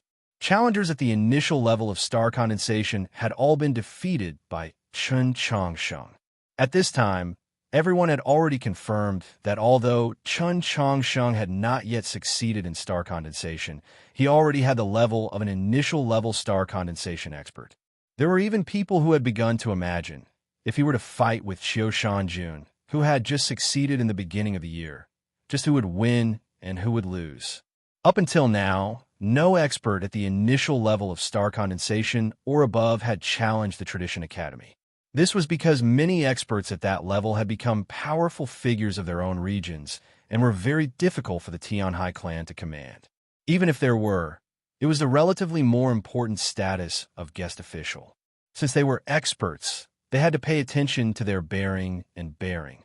If they lowered their status to challenge Chun Changsheng, even if they won, it would still be an extremely shameful matter. Crucially, no one knew if the matter reached this step. The Pope, who had always maintained his silence, would unleash a thunderous rage. Of course, even if an expert at the middle level of star condensation really did appear, Tang 36 had already made ample preparations. As the manager of the Tradition Academy's external affairs, he had long awaited the arrival of that day. These days, the true surprise was Xian Yuan Pa. Zhixiu was still resting in the library, recovering from his injuries, while Xian Yuan Po's right arm had finally completely recovered. Under Chun Changsheng's guidance, he had begun to cultivate Heavenly Thunderbringer. A violent true essence had begun to freely and joyfully circulate through his meridians, which were as thick as official roads. His innate divine strength could finally be perfectly controlled, thus displaying a destructive power that caused people's hearts to palpitate and the trees of the Tradition Academy to lament. Under a situation where he was certain of victory, Chun Changsheng had Xian Yuan represent the Tradition Academy in 4 matches. According to the standards of human cultivators, Xian Yuan Pe, who wasn't even at the ethereal opening realm, actually didn't lose a single match. In the last match, he encountered an expert at the upper stage of ethereal opening, and he actually won. Of course, at the last moment, he was forced to transform. He uprooted a willow tree in front of the Tradition Academy's entrance and violently smashed through half of the Academy's wall in the 100 Blossom Lane, knocking out that swordsman at the upper stage of ethereal opening. Such violent strength, such violent tactics. As for the lightning shards that were hidden within the leaves of the willow tree, aside from Chun Changsheng, not many people noticed them. Initially, the elder of Tianji had placed Xian Yuan Pe at the end of the proclamation of Azure Clouds, causing a lot of people to feel baffled. Now, no one thought that way anymore. Looking at the tree hole in front of the Tradition Academy's entrance and the obviously newly built Academy wall, people could only think if the proclamation of Azure Clouds were to be updated, this Bear Tribe youth who often held a bowl of rice and giggled foolishly on the Academy stone steps. How high would he be placed? Summer was the hottest time in the capital and also the most lively time. This year's summer in the capital was a bit hotter than previous years and also a bit more lively. This was because the entrance of the Tradition Academy was bustling with activity every day. Famous people that were usually hard to see would appear one after another and even fight for you. Not only that, they didn't need money or tickets. How could the citizens of the capital, who love to watch the fun, miss out on this kind of event? After the weather became hotter, Tang 36 set the time for the duels to be in the morning. Therefore, every morning when the sky was just beginning to brighten, many citizens of the capital would rush over with flour rolls, buns, and steamed buns. Many people even brought along their families as if they were going for a walk. What was even more ridiculous was that when relatives and friends from other places came over, the citizens of the capital would specially bring them to the 100 Blossom Lane to watch the fun. The Tradition Academy was about to become the new 6 sights of the capital. The Tradition Academy's undefeated streak of over 10 matches obviously had more influence on the capital. For example, regarding the bet on the all-school martial exhibition, the 4 major markets no longer opened bets on the winners and losers. Instead, they began to make money in other areas. Every day, the bets opened were mostly about who would fight for the Tradition Academy. What sort of style would they use? When would Xian Yuan pull down a tree? How many love letters would Tang 36 receive after winning today? And when would Chun Changsheng display that violent sword strike again? One evening, it was extremely hot. Chun Changsheng and the other 2 swam a few times in the lake and then sat on the big banyan tree in a daze. I haven't seen Princess Luo for a long time. Tang 36 looked at the faraway setting sun and suddenly said. Chun Changsheng also looked at the setting sun. It was as if he could see the corridors of the Hall of Pure Virtue in the palace. Hearing Tang 36 words, he was silent for a long time and then gave a sound of agreement. Tang 36 turned his head and looked at him. Go find her tomorrow. Chun Changsheng took back his gaze from afar and looked down at the last few rays of golden light on the surface of the lake. After a moment of silence, he said, It might not be convenient for her. Luo was in the palace in the Pope's green leaf world. It was not convenient for her to come out, but in reality, he heard that she had appeared at the recent banquets in the royal palace. Most importantly, he heard that starting last month, Luo would alternately live in the palace and the royal palace. Inconvenience was obviously due to other reasons. Chun Changsheng understood, so he maintained his silence. In fact, this had been his request for her in the first place. Last year, the Orthodox Academy had just become a new student. In the eyes of those important figures, Luo entering the Orthodox Academy was just a child's play. Even the grand examination was like this, a small matter. But now it was different. The Pope and the Tian High Divine Empress were gradually drifting apart. Luo's identity was sensitive. If she still stayed in the Orthodox Academy or often returned to the Orthodox Academy, a small matter would become a big matter. Luo was in the capital of the Great Zhou. She didn't represent herself, but the 800 li of the Red River and the two saints behind her. I don't care. I miss her. Tang 36 stood up and supported himself on the thick trunk of the great banyan tree. He looked at the distantly palace under the setting sun and said loudly. Chen Changshen glanced at him and was very grateful. His identity was also very sensitive. There were many things that were not convenient to say. Tang 36 said he missed Luo because he knew that Chen Sheng missed Luo. Luo also missed the great banyan tree. I also miss Princess Luo. Xian Yuan said from aside. He really missed her. It had nothing to do with Chen Changsheng. Tang 36 patted his shoulder and said, "Then let's have dinner tomorrow. If it's convenient for her, let's take her back to the Orthodox Academy." Xian Yuan sat on the tree branch, but he was almost at the same height as Tang 36. This scene seemed somewhat harmonious. Then the two matches tomorrow morning should be finished quickly. Xian Yuan, you don't have to fight. Tang and I will fight. Chen Changsheng suddenly thought of a problem. Tang 36 also thought of a very important problem. He squatted down and looked into his eyes. I have something to tell you. Chen Changsheng saw his serious expression and asked uneasily, "What is it?" Tang 36 said, "Tomorrow is an instructor from the Heavenly Way courtyard in the Jiangnan state. His realm and strength are definitely not as good as yours, but can you use a few more moves?" Recently, I've been saving up manuscripts. I really am saving up manuscripts. Today, I only updated one chapter. Right now, I have 7,000 characters in stock. If it was before, I would have already published it all. But my goal is to save up to 30,000 characters. In the future, I can guarantee that I can keep updating, especially when I have to drive more than 2,000 kilometers at the end of the month. Of course, this is my dream situation. Please let me dream for a while. Chapter 466. What do you mean? In tomorrow's match, try to use 3 moves. No, if you can last until 4 moves and then defeat your opponent, that would be the best. Tang 36 moved close to his ear and said, "Someone placed a heavy bet on the celestial pole market. They bet that if you go on stage tomorrow, you won't use more than 3 moves." Chen Changsheng was surprised and asked, "The celestial pole market is the merchant company that has the backing of the Pavilion of Divine Ordnance?" Tang 36 nodded. Chen Changsheng asked, Won't the Pavilion of Divine Ordnance be angry?" Tang 36 looked at him like he was looking at an idiot and said, "My family bought the Heavenly Fragrance Market this year. The Celestial Pole Market wants to express their goodwill, so they secretly told me. How else do you think I know?" Chen Changsheng was a little surprised and asked, "Could it be that the 4 great markets have been secretly colluding with each other? Of course, how else can we make money? Isn't this to trick those people? Of course, aren't those people waiting to be tricked by us when they go on stage?"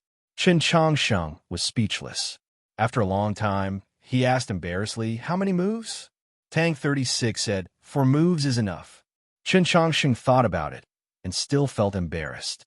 He asked, "Then how much?" Tang 36 looked at him as if he had just discovered this person for the first time. He said, "That's good. If you knew, you should have negotiated the price." Chen Changsheng said, "When we left Zhou prison, Zheshio said he would increase the price. I think I should pay for it." Tang 36 thought about it and said, "That's reasonable. You can have 40% of the total profit." Chen Changsheng thought it was good and agreed. Xian Yuan said, "I really don't understand why Zheshio wants so much money from you. Simple children like us from the mountains are satisfied with meat to eat and leather clothing to wear." Tang 36 looked at him and said mockingly, "Look at your shameless appearance. You still have the nerve to call yourself simple?" Xian Yuan was a little angry and said, "I like what you say. My hometown doesn't have such a sly person like you." Chen Chongsheng didn't want to hear Xian Yuanpa standing on the big banyan tree and shouting that the capital isn't his home and his hometown doesn't have that many people. He quickly said, "You really are different from before." Tang 36 heard this and laughed. He said, "You see, even Chen Chongsheng says that." Xian Yuanpa felt very wronged. Chen Chongsheng patted his waist and comforted him, "But it's not your fault. Anyone who stays with someone like Tang Tang for too long will become a little narcissistic and even a little shameless." Tang 36's smile disappeared, and he was annoyed. Xian Yuanpa laughed happily. At this moment, a faint laughter came from the other side of the wall across the lake. "Ha! Look, the three people on the tree are the three heroes of the Tradition Academy." "What do you mean by three heroes?" "Little Director Chun and young Master Tang are fine, but how can that fellow who looks like a bear be counted? That person is Xian Yuanpa? That willow tree was pulled out from the ground by him, straight up or upside down.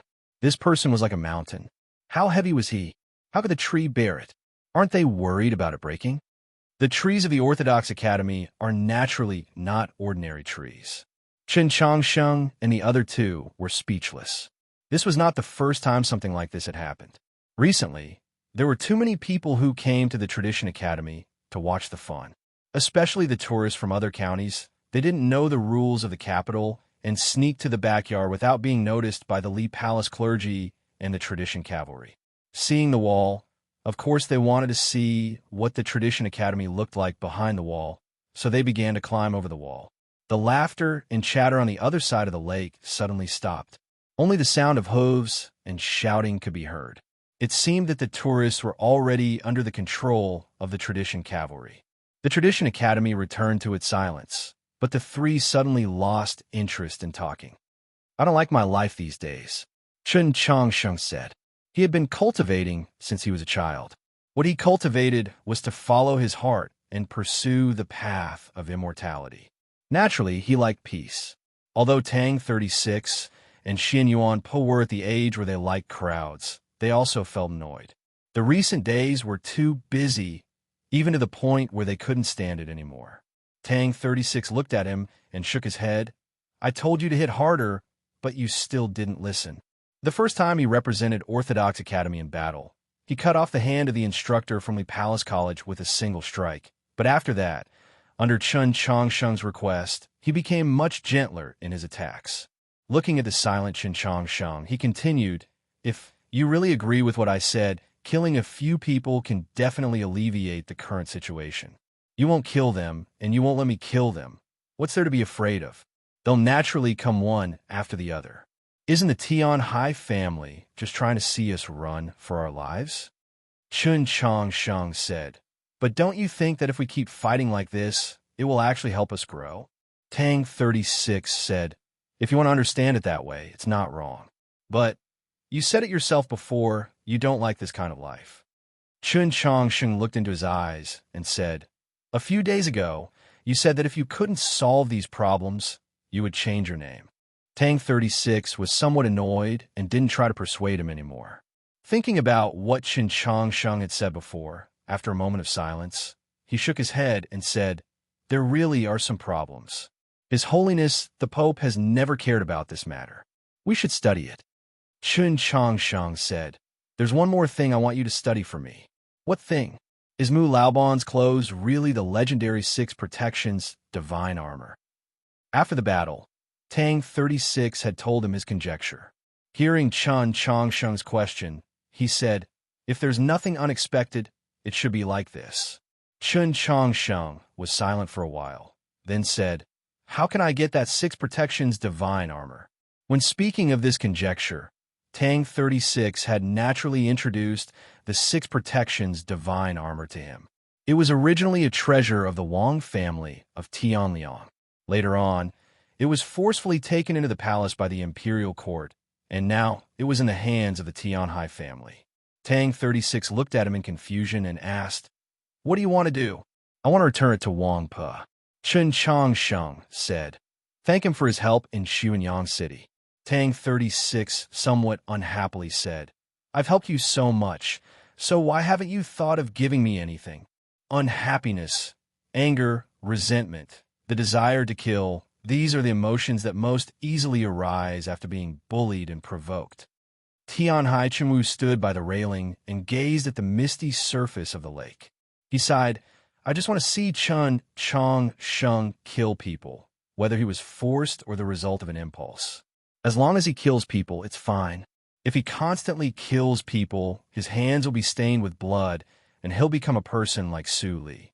Then what right will he have to contend with our people? What chance will he have of becoming the next pope? Who could have imagined that at such a young age, with such formidable strength and fortuitous encounters, he would still be able to perfectly control his own mind? Even now, he still hasn't killed a single person. He turned to the person by the table and said, I'm very curious. What do you think of him? The next chapter is at night. In addition, I've begun to prepare the draft for posting. I feel very nervous, very fresh. I've only done this twice before, so I'm very worried that I might make a mistake. Chapter 467. The railing was the restaurant's railing, and the table was a table for wine. The restaurant was the capital's most famous and most expensive Clear Lake restaurant, so it was naturally used for eating. There were very few people qualified to eat with Tianhai Chenwu, and Su Shiji just so happened to be one of them. As Chun Chongqing's future father-in-law in name, and at the same time known to the entire world, he currently had a very complex view of Chun Chongqing. Last year, the divine general of the East Estate, because of this young Taoist from the countryside, had been dejected and disgraced, becoming the laughingstock of the entire continent. But how could he have known that Chun Chongqing was the Pope's favored successor? And how could he have known that Taoist Ji was actually the once incomparably glorious Principal Shang? Every time he thought of this engagement, he would feel many complaints towards his father, who had long since returned to the Sea of Stars. There were clearly so many things hidden behind this engagement, so why didn't you explain it clearly to me beforehand? His feelings were complex, and his thoughts were naturally complex as well. Su Shiji's attitude towards this engagement had also become somewhat difficult to grasp. When he received the invitation from the Tianhai estate yesterday, he thought that this Tianhai clan head, famed for his deep foresight, might be trying to force him to take a stand. As a result, after arriving at Clear Lake Restaurant, he had basically maintained his silence, especially when Tianhai Chenwu spoke of Qin Chongqing. Tianhai Chenwu smiled at him, as if he completely understood his thoughts. He indifferently continued, Sheng Xue is diligently cultivating in the north, using battle to improve himself. He has already broken into star condensation, and after the new year, he should return to the capital to view the heavenly tome monoliths. Su Shiji did not know why he would suddenly mention Tianhai Xingxue, even though Tianhai Xingxue was the most outstanding youth of the Tianhai clan's third generation and one of the juniors the Divine Empress most admired. In the grand examination at the beginning of the year, Shangshue's actions could not be hidden from anyone, but this child is an intelligent person and did not try to hide it from anyone. Now that I think about it, this could be considered a rather good use of open schemes, but I'm still rather unhappy that he acted on his own. If a family is too big, the people inside will inevitably have their own judgments and opinions. However, if the family is facing pressure, those individual opinions are meaningless.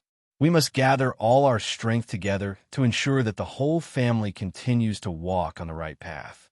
As the saying goes, when a nest is overturned, even the nest can't be kept, and you still want to keep your egg. Isn't that very funny? Hearing Tianhai Chenwu's seemingly relaxed and joking words, Su Shiji's mood became even heavier. How could he not understand the hidden meaning of these words? The so-called correct path was, of course, the Tianhai clan replacing the Chun clan and continuing to rule over the human world. The so-called dissatisfaction towards Tianhai Xingxue was, of course, a warning to him not to have too many other thoughts. And hasn't said much recently, so a lot of people in the capital have misunderstood. Whether in the imperial palace or the imperial court, when Tianhai Chenwu mentioned the Divine Empress, he would always use honorifics. Only in extremely private places would he refer to her as Aunt. This was not some hidden hint, but a naked display of strength. He turned and stared into Su Shiji's eyes, saying, But they forgot one thing. Aunt's surname is Tian Hai after all. Could she bear to see everyone in her family die? Su Shiji knew that he could not continue listening. So he said, I don't understand why His Holiness the Pope has also maintained his silence. This was obviously referring to the most popular event in the capital recently, the battle between the Tradition Academy and the other schools. Tian Hai Chenwu's smile disappeared, and he said, when everyone doesn't understand, then there must be a deeper meaning. I always feel that His Holiness is using this method to make Chun Chong Sheng mature faster. Sometimes, I even feel that His Holiness is pulling up seedlings to help them mature faster. Su Shiji frowned slightly, thinking that his cheap son-in-law was publicly known to be calm and mature early. Not even 16 years old, he was already close to reaching the threshold of the star fusion realm. This was even more unprecedented. Other than his precious daughter, no one could compare to him. Yet, His Holiness was still not satisfied and wanted him to mature faster. Other than Aunt, who can understand His Holiness's intentions? Tian Hai Chenwu turned his head to look at the mist on the surface of the lake and said slowly. Su Shiji was even more confused, thinking that if His Holiness wanted to use the Tian Hai clan and the Orthodoxy's new power to train Xinchang Sheng, then why didn't the Tian Hai clan use their true methods? Starting from Mei Li Sha until now, Li Palace has always been building up momentum for Chun Chang Sheng. If I want to go against the momentum, I need to spend too much effort, so why don't I go with the momentum? I will send people to continuously challenge the Tradition Academy. If Chun Chang Sheng can endure this period of time, then whether it is his strength, level, or willpower, they will all be greatly improved. But what if he can't endure? A mocking smile appeared on Tian Hai Chenwu's face, and he said, I know what you are thinking and what many people are thinking. You think that my Tian Hai clan continuously sending people to challenge the Tradition Academy is like sending sacrifices to Chun Chang Sheng. It is like continuously adding firewood to a bonfire. There is no way to extinguish it, but instead, it will make the fire burn more and more fiercely. But have you ever thought, if one day a large tree suddenly falls down, will this fire continue to burn? Or perhaps there is suddenly no more firewood to add to it. This fire that has been burning so fiercely for such a long time, how long will it take for it to extinguish? Or will it burn the forest behind it? Since Li Palace wants to create momentum, I'll help them push this momentum to the highest point, then I'll have them collapse. At that time, I'd like to see how Chun Chang Sheng will be able to withstand such a fall, and whether or not His Holiness tempering will directly grind him into a pile of sand. Su Shiji slightly raised his eyebrows and said, adding oil to a raging fire, in the end, it will indeed have a miserable ending, but if we really do use experts in the end, I'm afraid that Li Palace will come out and stop us. Tian Hai Chenwu glanced at him and thought with slight mockery, even at this point, you are still so fake. I don't know why my aunt chose you in the first place. There is one person that can definitely defeat Chun Chang Sheng, and not even His Holiness can find a single flaw in her, because she is younger than Chun Chang Sheng and has also not yet reached star condensation. He looked at Su Shiji and indifferently said, in a few days, your family's phoenix child will return to the capital. The entire world knows of my aunt's love for your family's phoenix. If Li Palace wants to build up momentum for Chun Chang Sheng, why can't we build up momentum for your family's phoenix child? Su Shiji knew that today's conversation had finally reached its most crucial moment. After a long period of silence, he said, in the end, she is still young. How can she bear the burden of the aftermath? Stopping the momentum of the Orthodox Academy's revival, even using it to bring Chun Chang Sheng's path to the Pope to a sudden halt, to that genius daughter of his, was not a big deal. The problem was, behind the storm of the Orthodox Academy was the struggle of two saints. Even if Su Yu Rong was the reincarnation of the heavenly phoenix, she was still not of age, so how could she bear the storm? You have to understand one thing. From Zhou Tong to many other people, it seems like they haven't done anything in the last few days, but in reality, they have always been cooperating with that saint of the south. Tian Hai Chinwu gazed at the vast and misty surface of the lake and thought of that matter. Even someone of high authority and callous temperament like him could not help but yearn for it. He sighed, "This year, the confluence of the North and South really does have a chance of succeeding. It is precisely against this background that the Pope and my aunt have appeared so calm.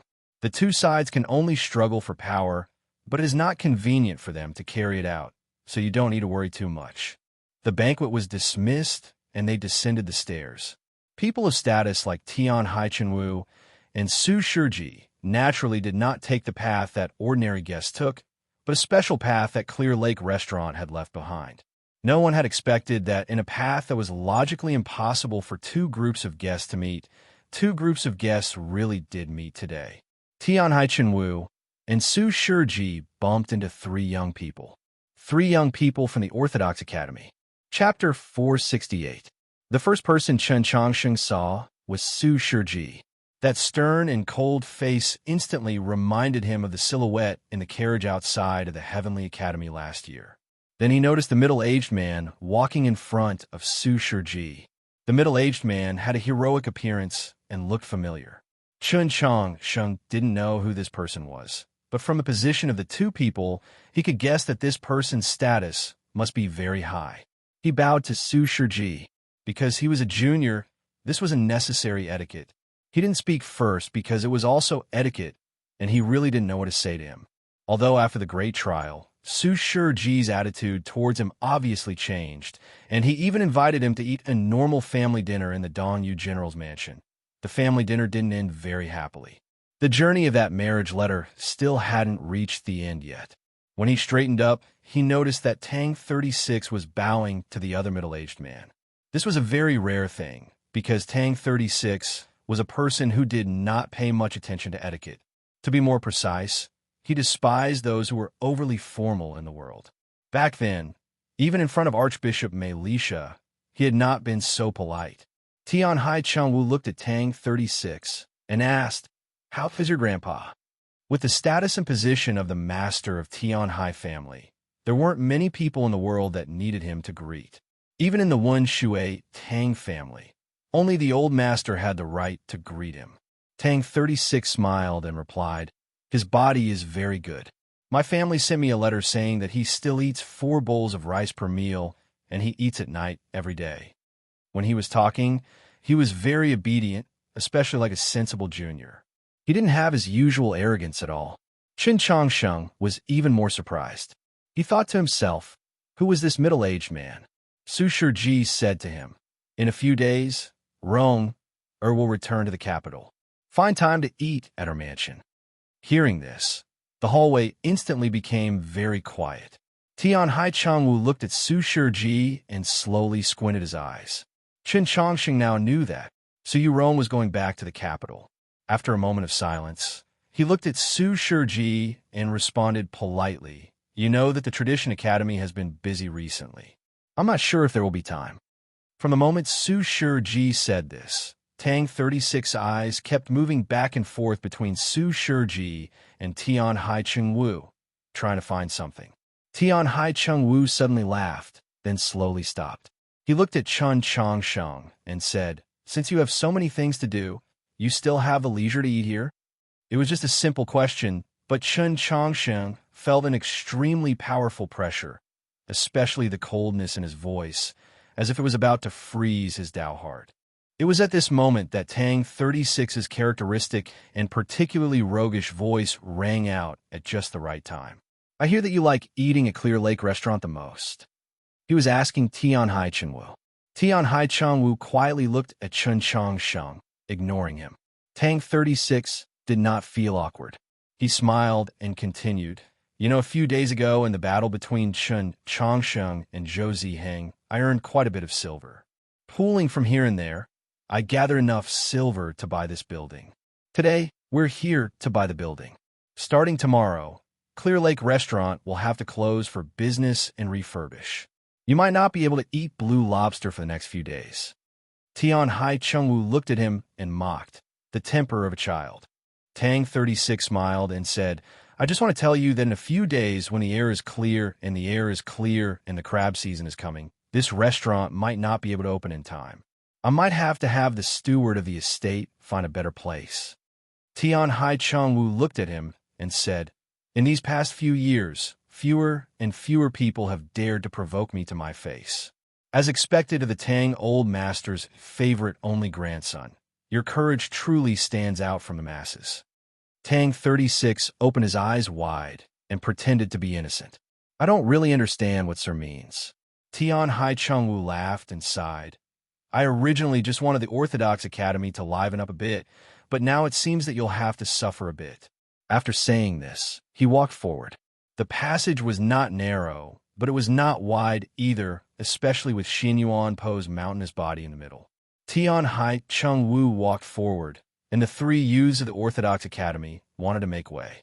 Xin Yuan Po could already sense that the atmosphere was rather tense and strange. Seeing his opponent walk over, he was very angry and prepared to use his own body to welcome him. However, this was not a quarrel between the children of the Bear tribe, nor was it a game between fellow students of the Orthodox Academy. Tang 36's expression froze. Quick as lightning, he grabbed Xin Yuan Po's belt. True essence exploded out, and he forcefully pushed Xin Yuan Po against the wall. With a boom, the wall collapsed from Xin Yuan Po's impact, dust rising into the air. Chen Changsheng had long sensed that there was something off about this middle-aged man. The moment Tang 36 turned to avoid him, he had already retreated to the side. Just like that, Tian Hai Cheng-Wu held his hands behind his back and expressionlessly walked over. Su Shiji glanced at Chen Changsheng and also left. "What's wrong with you?" Xin Yuan sat on the rubble on the ground, confused and angry. He didn't understand why Tang 36 would suddenly attack him. Suddenly, he realized that neither Tang 36 nor Chen Changsheng were paying attention to him. He subconsciously turned his head and saw that behind him were 10 odd tables, all filled with people. As it turned out, on the other side of the wall was the hall of the first floor of Clear Lake Restaurant. They had smashed through the wall, which meant that they had arrived at the hall. The restaurant that should have been bustling with noise and excitement seemed even quieter than the Imperial Palace. Countless gazes fell upon Chen Changsheng's group of three. Those who had the right and money to eat at Clear Lake Restaurant were not normal people. Many were officials of the court, bishops of the Li Palace, and even the most inconspicuous were young talents with a reputation. The Orthodox Academy was currently very famous in the capital, so they naturally recognized Chen Changsheng's group. Previously, when the wall collapsed, many people had seen the side of Tian Hai Cheng-Wu's face. Even earlier, some people had even faintly heard the sounds of dispute on the other side. No one knew exactly what had happened, but what was certain was that Chen Changsheng's group had some conflict with that important personage who had already left. That was not a normal personage, but the head of the Tian Hai family. Whether it was Prime Minister Jing or the 6 ministers, whether it was the 6 prefects of the Orthodoxy or the headmasters of the Ivy Academies, none could compare to that person's overwhelming power and influence in the Zhou dynasty. After the incident, Chen Changsheng's group of 3 were actually unharmed. That Bear tribe youth called Xin Yuan Po was in a rather sorry state, but he actually didn't die. After such a thing had happened, for such an ending to occur, how could the people in the restaurant not be shocked? How could they not be quiet? "Everyone, it's fine, it's fine." Without waiting for the head manager from the story to appear, as usual, Tang 36, very self-conscious of being the new owner of Clear Lake Restaurant, clasped his hands in front of him, smiled, and said, "Continue eating. I won't give you guys a free bill." Finished speaking, he brought Chen Changsheng and Xin Yuan Po upstairs. It was at this moment that a person who had previously faintly heard the contents of the conversation in the other corridor and was obviously a busybody, stood up and asked, "Young Master Tang, could it be that Clear Lake Restaurant is really going to close?" Tang 36 halted his steps, stood on the stairs, and turned his head to look at the people in the restaurant. He said, "It really is so." Countless discussions arose in the main hall of Clear Lake Restaurant, and someone else asked, "It's almost time for the fat crab. Aren't you going to worry us to death?" Someone else asked, "Young Master Tang, even if you're preparing to close down for renovation, you still have to find a time, right? When will the grand plan open?" Tang 36 looked at the crowd and revealed a meaningful smile. He said, "That mainly depends on when I have the time to come and take care of business." Hearing these words and thinking about the hidden meaning, the restaurant burst into an uproar. Everyone now knew that Tang 36 was a student of the Orthodox Academy. The so-called, when he had the time, mainly depended on when he was in the mood, and when his mood was good was obviously when the Orthodox Academy was not in trouble. Clear Lake Restaurant was the most profitable restaurant in the capital, and, at the same time, it was also the most expensive restaurant. Saying that it made money every day was not enough to describe the speed at which this restaurant by the lake made money. In order to prevent that important personage from the Tianhai clan from eating blue lobster and autumn crab, Tang 36 was actually willing to spend so much money to close down for such a long time. The crowd couldn't help but be shocked, speechless, thinking that he really was worthy of being the sole grandson of the Wenshui Tangs. He was truly willful to the extreme. The only table by the railing on the top floor had long since been cleaned. 10-odd refreshing fruit and vegetable dishes were placed on it, and there were also 3 kinds of clear tea that could be freely enjoyed. Xin Yuanpe did not have this kind of life experience. Looking at those precious porcelains produced from famous kilns, he felt that they were rather troublesome. He thought, what if I accidentally crush them? They're so white. What if I accidentally dirty them? Aren't you a bit too willful? Chen Changsheng looked at Tang 36 and shook his head. Tang 36 sneered and said, "That old guy loves to eat Clear Lake Restaurant's blue lobster the most. The problem is, he made me feel bad. So why should I make him feel good?" Chen Changsheng said, "That doesn't mean you don't treat silver as silver." Tang 36 said, "I'm relatively rich." He said these words very calmly, very indifferently, without any intention of boasting. He was just explaining. Only this way could make Chen Changsheng speechless. At the same time, he remembered last year at the Plum Garden Inn, when he invited Tang 36 to eat for the first time. He also remembered when Tang 36 said that he and Suyu Rong were friends that made people speechless. He couldn't help but laugh and shake his head. Right? That person, just who is he? Only now did he remember this important question. Tianhai Chengwu, the current head of the clan. Tang 36 said, the Divine Empress's nephew. In other words, if the Empress doesn't want to return the throne to the Imperial Qin clan, he is the most likely to become the next emperor of the Great Zhou. Only now did Chen Changsheng know that it was actually this important figure. Xian Yuanpe woke up from the shock of the luxurious furnishings in the top floor. He thought about what Tang 36 did on the first floor and complained, "Why did you stop me just now? Are you afraid of him?"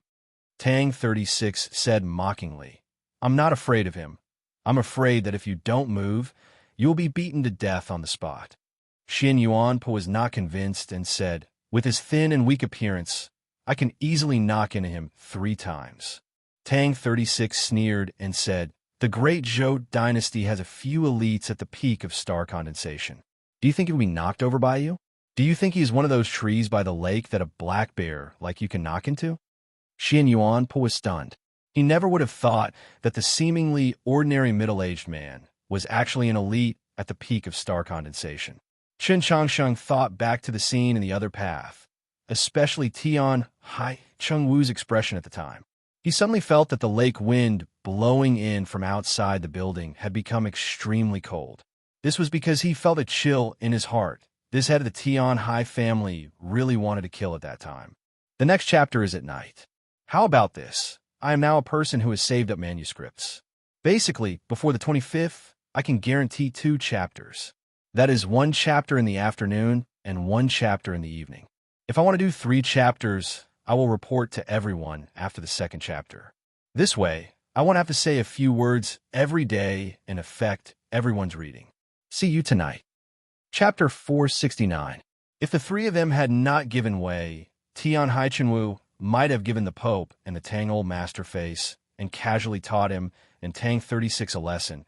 But what if the one blocking the way was Xian Yuanpe? One had to know that for a great figure like him, Xian Yuanpe's life was no different from that of an ant. Chen Changsheng quickly came to a conclusion. If Tang 36 didn't push Xian Yuanpe against the wall, Tian Hai Chengwu definitely wouldn't mind killing Xian Yuanpe. He was a peak star condensation expert. With just a casual move, Xianyuan Po would die from broken bones. Even now, Chun Changsheng could not forget the terror he had felt in Xuanyang City when he faced Liang Wangsuan's Vajra pestle, especially painted armor Xiao Zhang's terrifying spear. On the other hand, Tian Haichenwu was clearly stronger, fiercer, and more ruthless than Liang Wangsun and Xiao Zhang in both cultivation and killing intent. Most importantly, he was the head of the Tianhai clan. Other than people like Chun Changsheng and Tang 36 who had extremely powerful backgrounds, he didn't mind killing a normal person like Xian Yuanpe. In the entire continent, who would dare to say a word? Even the White Emperor couple did not know how to speak. After a while, Chun Changsheng finally got rid of the coldness in his heart. He looked at Tang 36 and asked seriously, "Didn't you always show disdain towards the Tianhai family?" Tang 36's face was a bit ugly. He said, "I was talking about my grandfather. When did I talk about myself?" Chun Changsheng thought for a while and said, "Last year, when official Jean invited us to barbecue for the second time. You said it. Later, when you saw Tian Hai Shang Shui in the Great Trial, you also said it. And then, all right, hurry up and stop. What's so important that it's worth you using the energy you use to comprehend the heavenly tome monoliths to remember?" Tang 36 angrily said. Xianyuan looked at him and mocked. "You only know how to bully me. In front of these big shots, you don't have any backbone at all." Tang 36 was enraged and said, "You guys understand, that is the master of the Tianhai clan. Not any random Tom, Dick, or Harry. Besides, which part of me isn't tough? Didn't you hear what that old man said before he left? For so many years, no one dared to provoke him. So who was the one provoking him now? Who was it that prevented him from eating autumn crabs and blue-blooded lobsters? Say it." At this moment, there was the sound of hurried footsteps on the stairs. The one who had come was not today's official guest, but a priest of the Li Palace stationed in the Orthodox Academy. Tang 36's expression turned cold. He looked at the priest and asked, "What happened?" The Li Palace clergyman gave him a somewhat complicated glance and asked, "I heard that you previously contradicted the Tianhai clan head with a few words." In Tang 36's words, this was a provocation, but in the eyes of the great powers of the capital, he was only a junior of the Wenshui Tangs, and Tian Hai Chung Wu was the absolute senior, so this was a provocation. Of course, using the word contradict from a certain point of view was also for Tang 36. "Just say what it is," Tang 36 said impatiently. The Li Palace clergyman didn't say anything. He directly took out a thick stack of letters and placed it on the table. He then looked towards Chun Changsheng and said, "Principal Chun, please have a look." After saying this, he left. Chun Changsheng took the letters and opened them one by one. It was unusually quiet in the lake house. Tang 36 and Xianyuan Po's gazes were fixed on the letters. In truth, they had already guessed at what was in these letters because in the past 20-some days, the Orthodox Academy had received many of these letters. Just as expected, the letters were letters of challenge. There were a total of 40 or so letters of challenge. Chun Changsheng only skimmed through them. He didn't look at who came to challenge the Orthodox Academy. He just felt that these letters of challenge were a bit heavy. Before Tian Haicheng Wu left, he said that previously he only wanted to have some fun, but now he wanted the Orthodox Academy to suffer, and the suffering would come soon. How long had it been since the conflict in the other path? So many letters of challenge were sent over. Chun Changsheng could even see that countless letters of challenge were flying into the Orthodox Academy like snowflakes. 12 consecutive victories? 20 or so consecutive victories. What's the use of that? What's the point? Countless elites could easily drown the entire Orthodox Academy. No wonder they were the #1 aristocratic family in the human world. The family of Tian Hai was too scary, not to mention the Orthodox Academy. Even the Li Palace would have a hard time dealing with them. If you don't let others eat lobster, then others will make us suffer. Chun Changsheng looked at Tang 36, sighed, and said, "Back then, you said you wanted to drown them. Now we're about to be drowned. What do we do?" Before he finished speaking, the sound of hurried footsteps came from the stairwell. The bead curtain was lifted up, followed by a crisp crash, and then a voice as clear as a silver bell. It had been a few days since he last heard such a sound. In the scorching summer, the top floor of Clear Lake Restaurant by the lake was the most refreshing and pleasant place in the capital. It was the most comfortable place in the capital, so only important figures like Tian Hai-Chung Wu and the new owner, Tang 36, could enter the restaurant. At this time, the little girl who came before Chen Changsheng was even cooler and more refreshing than the lake breeze. Luo looked at him and giggled. Looking at her clear and childish eyes, Chen Changsheng instantly forgot about his worries. He smiled and said, "What are you giggling about?" Luo said confidently, "It's been too long since I've seen Master, and without Master's teachings, it's hard to avoid becoming a bit stupid." This sentence was not stupid at all, but contained a hint of unhappiness. Chen Changsheng was not stupid either, so he could only play dumb.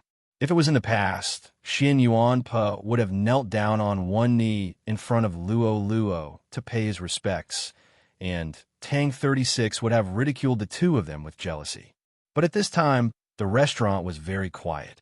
Xian Yuan Pe and Tang 36 looked at the thick stack of challenge letters on the table and felt a bit dazed.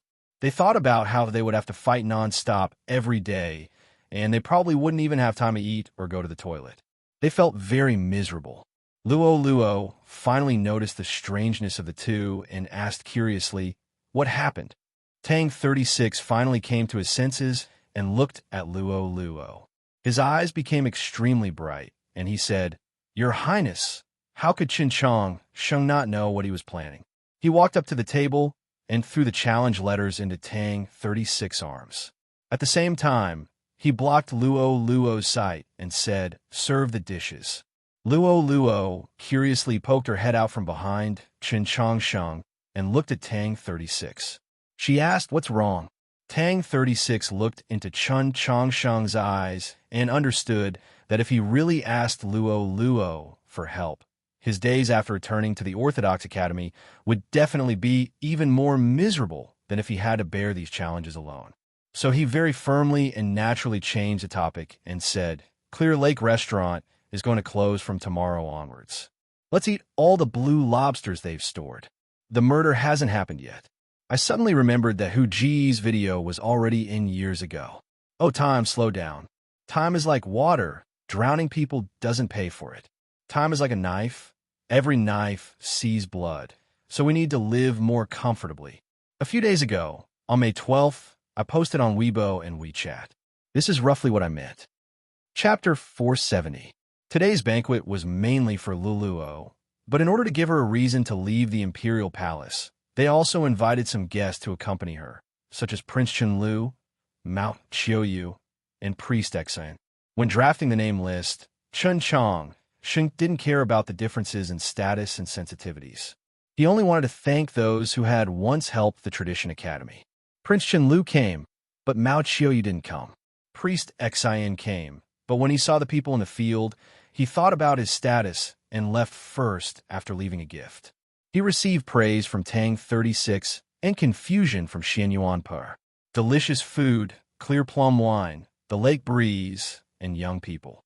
Prince Chen was the least familiar with the group, but as expected the only member of the royal family who could survive in the capital until now, and the only junior who could be appreciated by the Divine Queen, his words and actions were extremely calm and natural. It didn't take long for him to become familiar with Chen Changsheng. After the last dish was served, he thought of the rumors he heard on the way here and asked with uncertainty, "Is that true? What is it?" Luo asked curiously. Prince Chen recounted what had happened at Clear Lake Restaurant earlier, and also mentioned what had happened afterwards. Chen Changsheng saw that he couldn't hide it anymore. He signaled Tang 36 to take out the challenge letters and said, "I feel like it's a bit childish." Prince Chen looked at those letters of challenge and shook his head, saying, "The little tricks of the big shots often have deep meanings. What do you need my help with?" Chen Changsheng thought it over, then said, "After all, this is a matter of the Orthodox Academy. We'll deal with it ourselves first. If it really doesn't work, then we might as well go to the Li Palace and request an audience with His Holiness." Luo Luo glanced at Qin Changsheng. Qin Changsheng picked up a piece of fermented bean curd with his chopsticks and placed it on her plate. Luo Luo understood and thanked him softly. She lowered her head and continued eating without saying a word. Teacher, why have so many things happened in the Orthodox Academy? Why haven't you told me? Are you used to living in the palace? Oh, I forgot. When you first came to the capital, you lived in the palace. Sir, is that Zhou Ziheng really at the star condensation realm? Sir, did you really kill him with just one strike? Speaking of which, why is official Jean unwilling to enter the council? Just because he doesn't like those orthodoxy cavalry outside? Sir, is that guy Tang Tang really that strong now? What kind of person do you think Prince Chen Lu is? I think it's not bad, but, I don't have many friends, and I don't know how to judge people. Sir, could it be that Tang Tang is stronger than me now? Probably not, since he was able to win 12 matches in a row. If I were to represent the Orthodox Academy, would I be able to win continuously? I don't know why, but Tang 36 never liked him. Mister, of course, it wasn't because they didn't agree with each other, nor was he intentionally avoiding the topic. Although at the very beginning, Qin Changsheng indeed thought this way. Later on, he only felt that it was very interesting. Before entering the mausoleum of books, especially before Xin Yuan Pa and Tang 36 had entered the Orthodox Academy, this incomparably vast academy, which occupied 1,000 mu of land, only had him and Luo Luo. At that time, when they were strolling by the lake in the evening or staring blankly at the great banyan tree, they would also do these interesting things. Qin Changsheng looked at the golden waves on the surface of the lake and the distantly palace. He reached out and rubbed Luo Luo's head. When he did this action, he didn't even glance at Luo Luo. His hand accurately fell on her head because he had done this action many times, and Luo Luo would always sit in the same position. On the night that Mei Li Sha returned to the Sea of Stars, they had actually already foreseen the current situation. The last time they met, they had already discussed this matter. Everyone had their own responsibilities, and the most troublesome thing was that everyone would never have a choice. Everyone had their own family, friends, classmates, teachers, and even the inheritance of the country.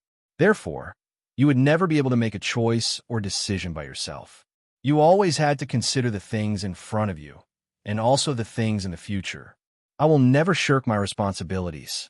Luo Luo struggled out from under his hand, stood up, and looked towards the direction of Li Palace with him. She said, "But why have you never thought that as a student of the Orthodox Academy, I also need to bear the responsibilities here? Because, first and foremost, you are your father's most treasured daughter. You are the princess who is loved by countless Yao in the 800 li of the Red River." Qin Changsheng looked at her and said, "As for the Orthodox Academy, there's me and Tang 36 here. You don't have to worry about anything." After returning from Xuanyang City, he realized that the situation in the capital was extremely tense. The Tianhai Divine Empress and the Pope had begun to display their strength, and many people were beginning to be forced to take sides. He did not let Luo Luo manage the affairs of the Orthodox Academy precisely because he did not want Luo Luo to take a side. Because from a certain perspective, Luo Luo represented the attitude of the entire demi-human race. But Luo Luo lowered her head to look at the shadows of the great banyan tree in the lake and her and Qin Changsheng shadows. "I'm very sad." Qin Changsheng comforted. "After a while, if the situation becomes a little clearer, perhaps it won't be so sensitive anymore." After all, he was a youth from Xining Village. How could he understand that once this sort of thing started, it would never end? Luo Luo was a princess from White Emperor City, so she naturally understood, so she became even sadder. Seeing her appearance, Qin Changsheng couldn't bear it and changed the topic. "A few nights ago, Zhixio and the others all chose a sword. You also chose one. Yes, there are still many good swords." He thought that every person in the Orthodox Academy had a sword that had returned from the sword pool, and Luo Luo was naturally no exception. Moreover, if she thought that this was the privilege of being a student of the Orthodox Academy, perhaps she would feel happy. As for what sword Luo Luo would choose, he didn't really care.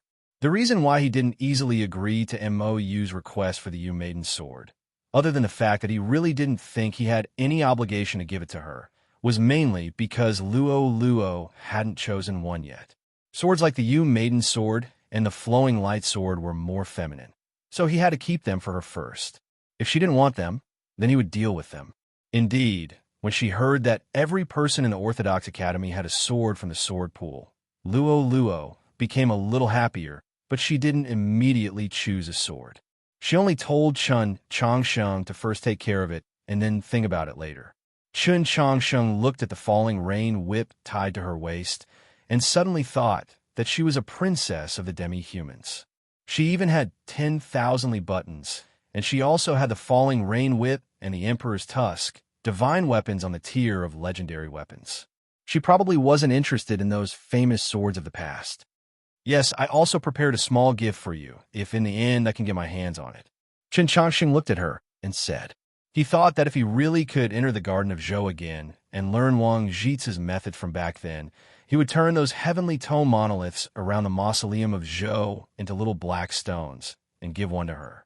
To treat the heavenly tone monoliths as gifts, he definitely didn't think that if this really did become a reality, then it would inevitably be the most precious gift in history. Chapter 471. Luo would never have guessed what the gift Chen Changxing spoke of was, but this did not affect her mood. Her teacher had said that he would specially give her a gift. This proved that in her teacher's heart, she was more important than Tang 36, Xianyuan Pe, and Zhixiu combined. In her teacher's heart, she was definitely not just a student, right? Thinking of the heavenly tone monoliths in the Garden of Zhou, Chen Changxing thought of that important matter. He asked Luo how her investigation was going. In the past few days, he had asked the priests of the Li Palace to help him investigate, but there was still no news. He could only place his last hope on her. Luo lowered her head, as if she did not want to speak. Chen Changsheng felt his lips were somewhat dry. With a slightly bitter voice, he said, "There's also no news from the elves?" Luo raised her head and met his anxious gaze. She bit her lip and gathered her courage to say, "The elves that are still on the continent are all scattered across the plains. It's very difficult to confirm, but what is certain is that the girl that teacher spoke of has not left the Garden of Zhou." Chen Changsheng looked at the fish in the lake in silence for a very long time. Luo was somewhat sad, but her small face squeezed out a smile. "Teacher, don't panic. I'll have someone investigate again." Chen Changsheng did not hear her words. He looked at the lake and muttered, "At that time, I clearly saw her sit on the great pung and fly into the mountains." She was already not far from the mountainside Whispering Wood, even though she was heavily injured. Then he fell silent. She had not left the Garden of Zhou. She could not have left the Garden of Zhou like him. She should still be in the Garden of Zhou. Perhaps she was alive, but it was even more likely that she was already dead. This was the end. If life was like the first time they met, and she was quietly sleeping on the pile of reeds, how good would that be? Because there would always be a time when she would wake up. Chen Changsheng was very sad. This was the first time he had truly experienced such a feeling.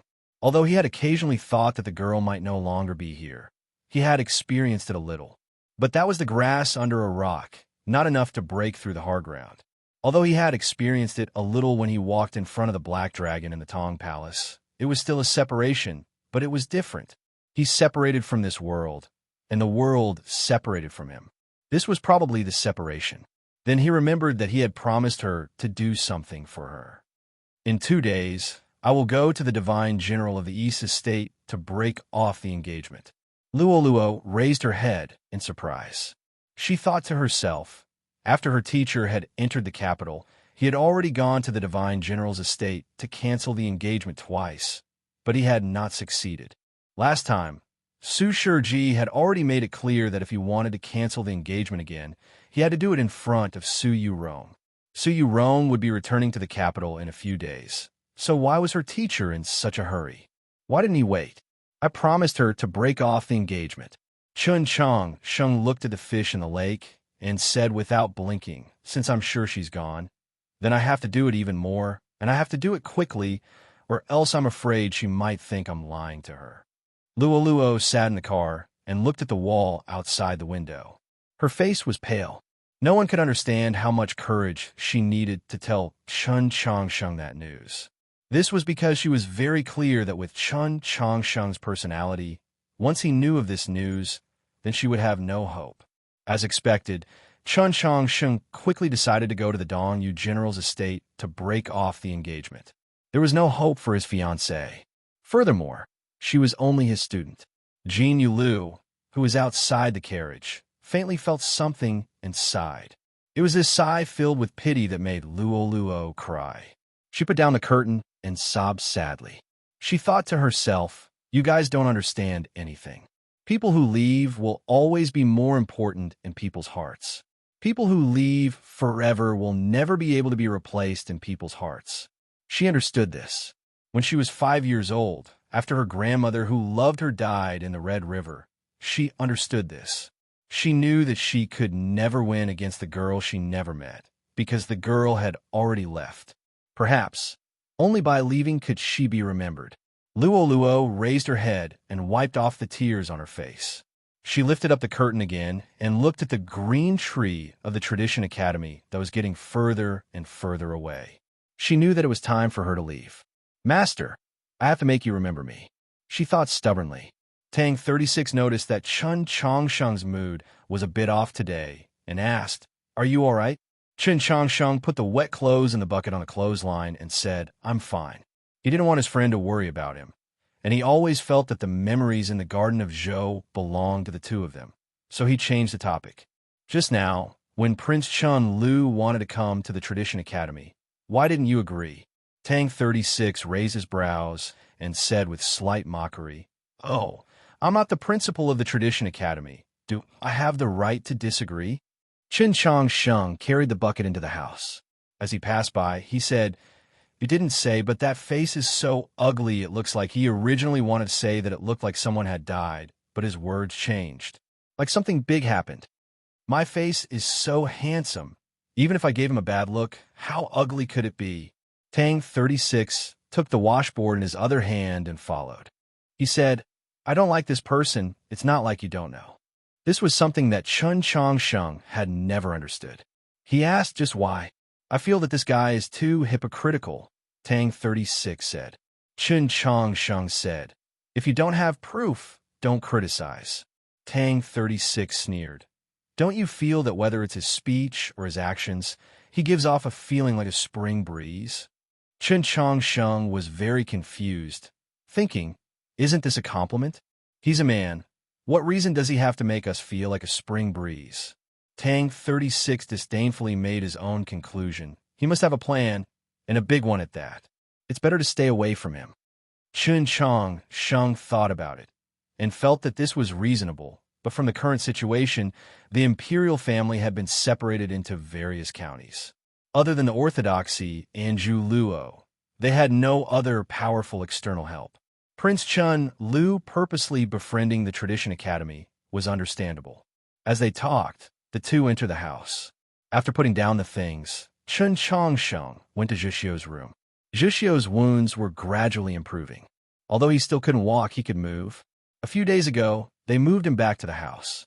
Chun Chongsheng sat by the bed and carefully felt Zhixio's pulse. Then he took out his needle box and began to treat him. After a long time, he finished today's treatment. On the side, Tang 36 looked at Zhixio's still pale face and worriedly asked, "When will he get better?" Chun Chongsheng shook his head and said, "That depends on his own life force." Zhixio opened his eyes and emotionlessly said, "You don't need to worry about that." At this moment, Xian Yuanpa came out of the library, carrying a thick stack of challenge letters into the room. "This is only the first batch. I heard from Priest Liu that there's still a large pile of challenge letters in the Bureau of Ecclesiastic Education. It seems like the head of the Tianhai clan is really angry." Tang 36 said, "At such an old age with such a high status, how can he still get angry like a child? In the entire capital, only Clear Lake Restaurant could eat the blue lobster of the great Western continent. Now that Clear Lake Restaurant was closed for an indefinite period of time, it was naturally very difficult to eat it, Anyone would be unhappy when their favorite food was suddenly unavailable. Xin Yuan imagined how he would feel if someone didn't allow him to eat the roasted leg of lamb on the other side of the lake. He understood and even felt some sympathy for that head of the Tianhai clan. After a moment of silence, Chen Changsheng said, "Just for this plate of lobster, given the status of the Tianhai clan in the human world, if that head of the Tianhai clan truly went berserk, the Orthodox Academy really wouldn't be able to withstand him." From today onwards, there would presumably be countless challenge letters drifting over like snowflakes. No matter how good the three youths of the Orthodox Academy were at fighting, even if they still won every match, how could they endure so many matches? Even if they couldn't be beaten to death, they would probably be exhausted to death, and even if they didn't die from exhaustion, they would still be disgusted to death. As he looked at those challenge letters, he felt somewhat suffocated, just like he had said yesterday on the great banyan tree. Living this kind of life every day truly wasn't the kind of life he wanted. The truly troublesome thing was that among these challenge letters, there was one that was very heavy. Neither he nor Tang 36 could receive it. Bi Tianxin, once the strongest expert of the Li Palace Academy, at the initial level of star condensation, but he wasn't at the initial level of star condensation like Zhou Ziheng or Mu Laoban. In the Ivy League gathering and the grand examination, he only lost to Guanbai. There are even many people who suspect that he could have entered the middle level of star condensation long ago, but because the technique passed down in his family is too powerful and mysterious, he temporarily stopped here. Technique passed down in his family? He's not a student of the Li Palace Academy? If your family was stronger than the Li Palace Academy and you were in his shoes, what would you choose in the end? Whose son is he? His father is called Biyang Hong, and his mother is called Wuqiongbai. His family truly is very strong. Chen Changsheng did not sigh at the strangeness of these two names, because even someone as ignorant and inexperienced as he had heard of these two names. These two names are the same as Zhu Luo and Guan Xinka, signifying the storms of the world. But this was the first time he learned that these two storms of the 8 directions were actually husband and wife, and that they had even given birth to a son. Chen Changsheng sighed. Even if I can win, it won't be easy. If he won against the little one, then perhaps his parents would come knocking on his door. Can you not be as narcissistic as me? Tang 36 asked. Where did you get the confidence to beat him? Chen Changsheng really wanted to say that whether it was in the wilderness outside Xuanyang City or recently in front of the Orthodox Academy, he had already defeated several initial-level star condensation cultivators. But then he remembered that Tang 36 had said that this initial-level star condensation was no ordinary initial-level star condensation cultivator. Bi Tianxin couldn't defeat Guanbai back then, but that doesn't mean that his strength is inferior to Guanbai's. You can view the two of them as equals. Tang 36 looked into his eyes and said, "You've met Guanbai, so how many chances do you think you have?" Chen Changsheng recalled that day when he saw that scholar on the street and sensed that sore intent. After a moment of silence, he said, "Not the slightest chance." Tang 36 replied, "Then it's also impossible for you to defeat Bi Tianxin." On the bed, Zhishio once more opened his eyes and said, "I fought with him." The three looked over and asked in shock, "Who won?" Chapter 472. Of course it's him. Zhishio looked at them like they were idiots. Before entering the capital, he still had not broken into ethereal opening. Even if his wolf bloodline was special, he still could not defeat a star condensation expert. He added, "But if I fight him now, I'm confident." Tang 36 asked in surprise, "You're confident that you can defeat him?" Zhishio replied, "No, I'm confident that I can take him down with me." The room instantly fell silent. Tang 36's head ached as he thought, "Besides me, these fellows in the Orthodox Academy are all freaks. It's truly impossible to communicate with them." Chen Changsheng suddenly looked at him and asked, "Just what do you want to do?" Logically speaking, with Tang 36's personality, no matter how arrogant he was, he would not intentionally provoke a powerful figure like the Tianhai clan head in Clear Lake restaurant, thus causing the situation to suddenly become intense. Tang 36 was quiet for a while, then said, "We've analyzed what both sides want to do. Perhaps His Holiness the Pope wants to sharpen your sword even faster. But why does the Tianhai clan cooperate? Because they want to create momentum, ultimately forcing me to confront Su Yurong. Do you want to fight a bloody battle with Su Yurong to the end? Qin Changsheng very seriously thought this over. He realized that he had no reason to fight with that girl he had never met. So he shook his head. Then it settled. Tang 36 said, "What I want to do now is to make it so that they can't even think of a way to deal with us. After this is done, you can peacefully study and cultivate."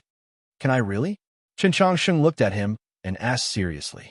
Tang 36's sword-like eyebrows perked up. "Who am I?"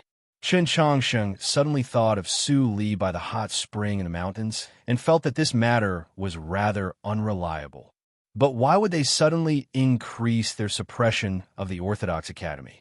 The mighty head of the Tianhai clan would naturally not change his established policy just because he couldn't eat lobster. Seeing this, Tang 36 started laughing. He seemed to be harboring some evil intentions. "It's very obvious that your cheap father-in-law has a very good impression of you. The Tianhai clan is very worried that if Su Yurong really does take a fancy to you and refuses to fight with you, what will they do?" Qin Changsheng didn't know how to respond, so he rather stiffly changed the topic. "First, we have to resolve the problem in front of us, how to avoid being drowned by them." He had just said these words in Clear Lake Restaurant. When the Orthodox Academy had fallen into a predicament, Tang 36 had returned from the mausoleum of books with a bowl of soy milk in his left hand and a youtiao in his right. At the gate of the Orthodox Academy, he had forcefully declared that he would resolve this matter, and then he had fiercely pressed the youtiao into the bowl of soy milk, saying that he wanted to drown them. Now, Qin Changsheng really wanted to know how he planned to drown them.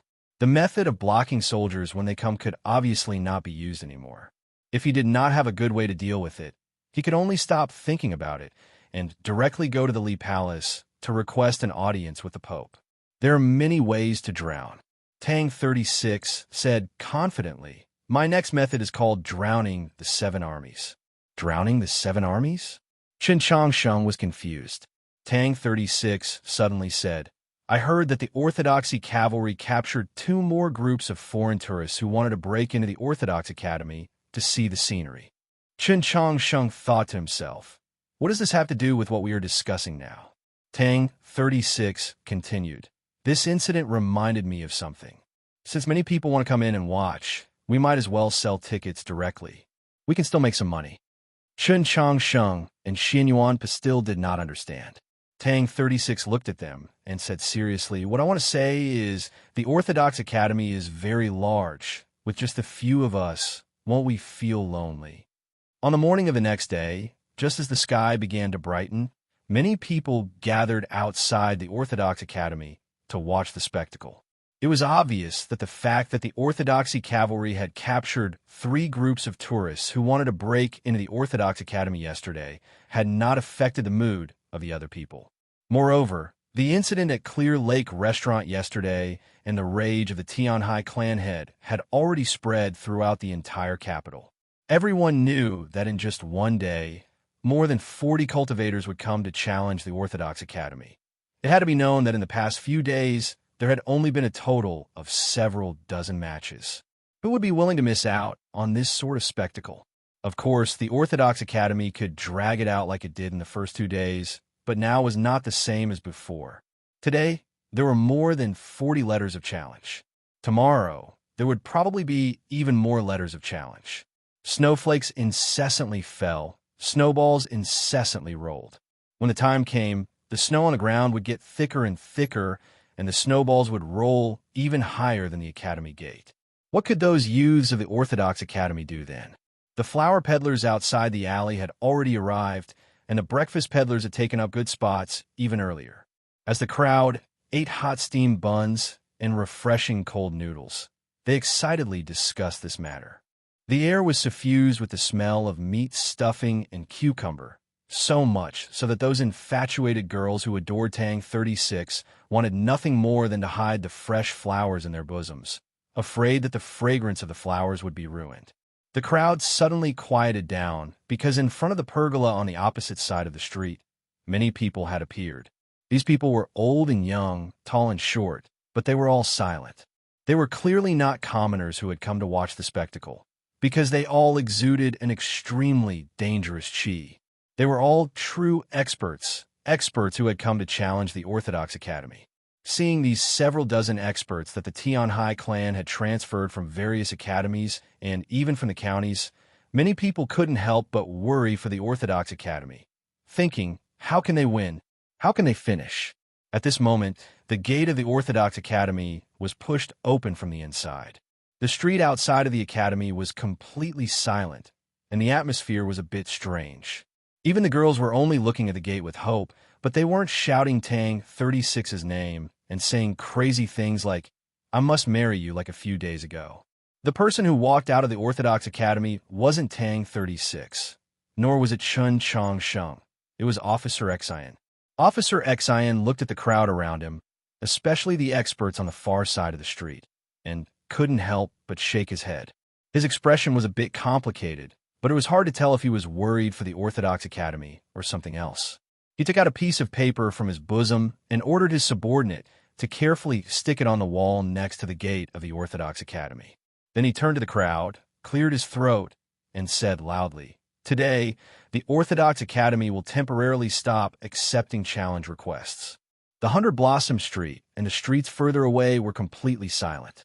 The Orthodox Academy's response was within everyone's expectations, but just as everyone had thought, they couldn't drag this on indefinitely, so the Orthodox Academy must have new methods. In other words, logically speaking, this Li Palace priest should have something else to say, and perhaps something big would happen. As expected, Officer Xian continued, Today, the Orthodox Academy will officially start accepting new students. Chapter 473. From Hunter Blossom Lane to the main street. There was a moment of silence, followed by an uproar. The crowd discussed fervently. The stewards and important figures of the 4 great markets in the pergola shook their heads in silence, while those experts challenging the Orthodox Academy frowned in displeasure. At a time like this, the Orthodox Academy suddenly began to recruit new students. What are they trying to do? Right now, the Orthodox Academy didn't even have a proper teacher, so what sort of students were they recruiting? Furthermore, it had been a long time since spring. Students with some potential had already entered the other 5 IVs. Even if they wanted to recruit new students, what kind of students could they recruit? No matter what people thought, Priest Xian's words had already been spoken, and the Orthodox Academy's enrollment notice had also been posted. When the Orthodoxy cavalry removed the 2 cordons in front of the Orthodox Academy, the populace surged like a tide to the gate of the Orthodox Academy and began to read the enrollment notice. The semester is 3 years, and the final exam will be the standard. If you can pass, then you will be recognized as a student of the Tradition Academy. If you can't, then get out. Who wrote this notice? Why is it so messy? Hey, look at this one. The students of the Orthodox Academy actually don't charge tuition fees, and they even have allowances and food. The enrollment notice of the Orthodox Academy used red paper, and the words were written in ink. The black words on the red paper were exceptionally eye-catching, and they were clearly seen by everyone. Those simple yet not so simple terms, and those simple to the point of being somewhat crude, directly made the people who saw the notice flabbergasted. They didn't know how to react at all. The stewards of the 4 great markets went to make copies of the provisions of the enrollment notice. As a result, the people under the awning and those experts preparing to challenge the Orthodox Academy all knew the specific details of the Orthodox Academy's enrollment. After reading the notice, the stewards were even more speechless.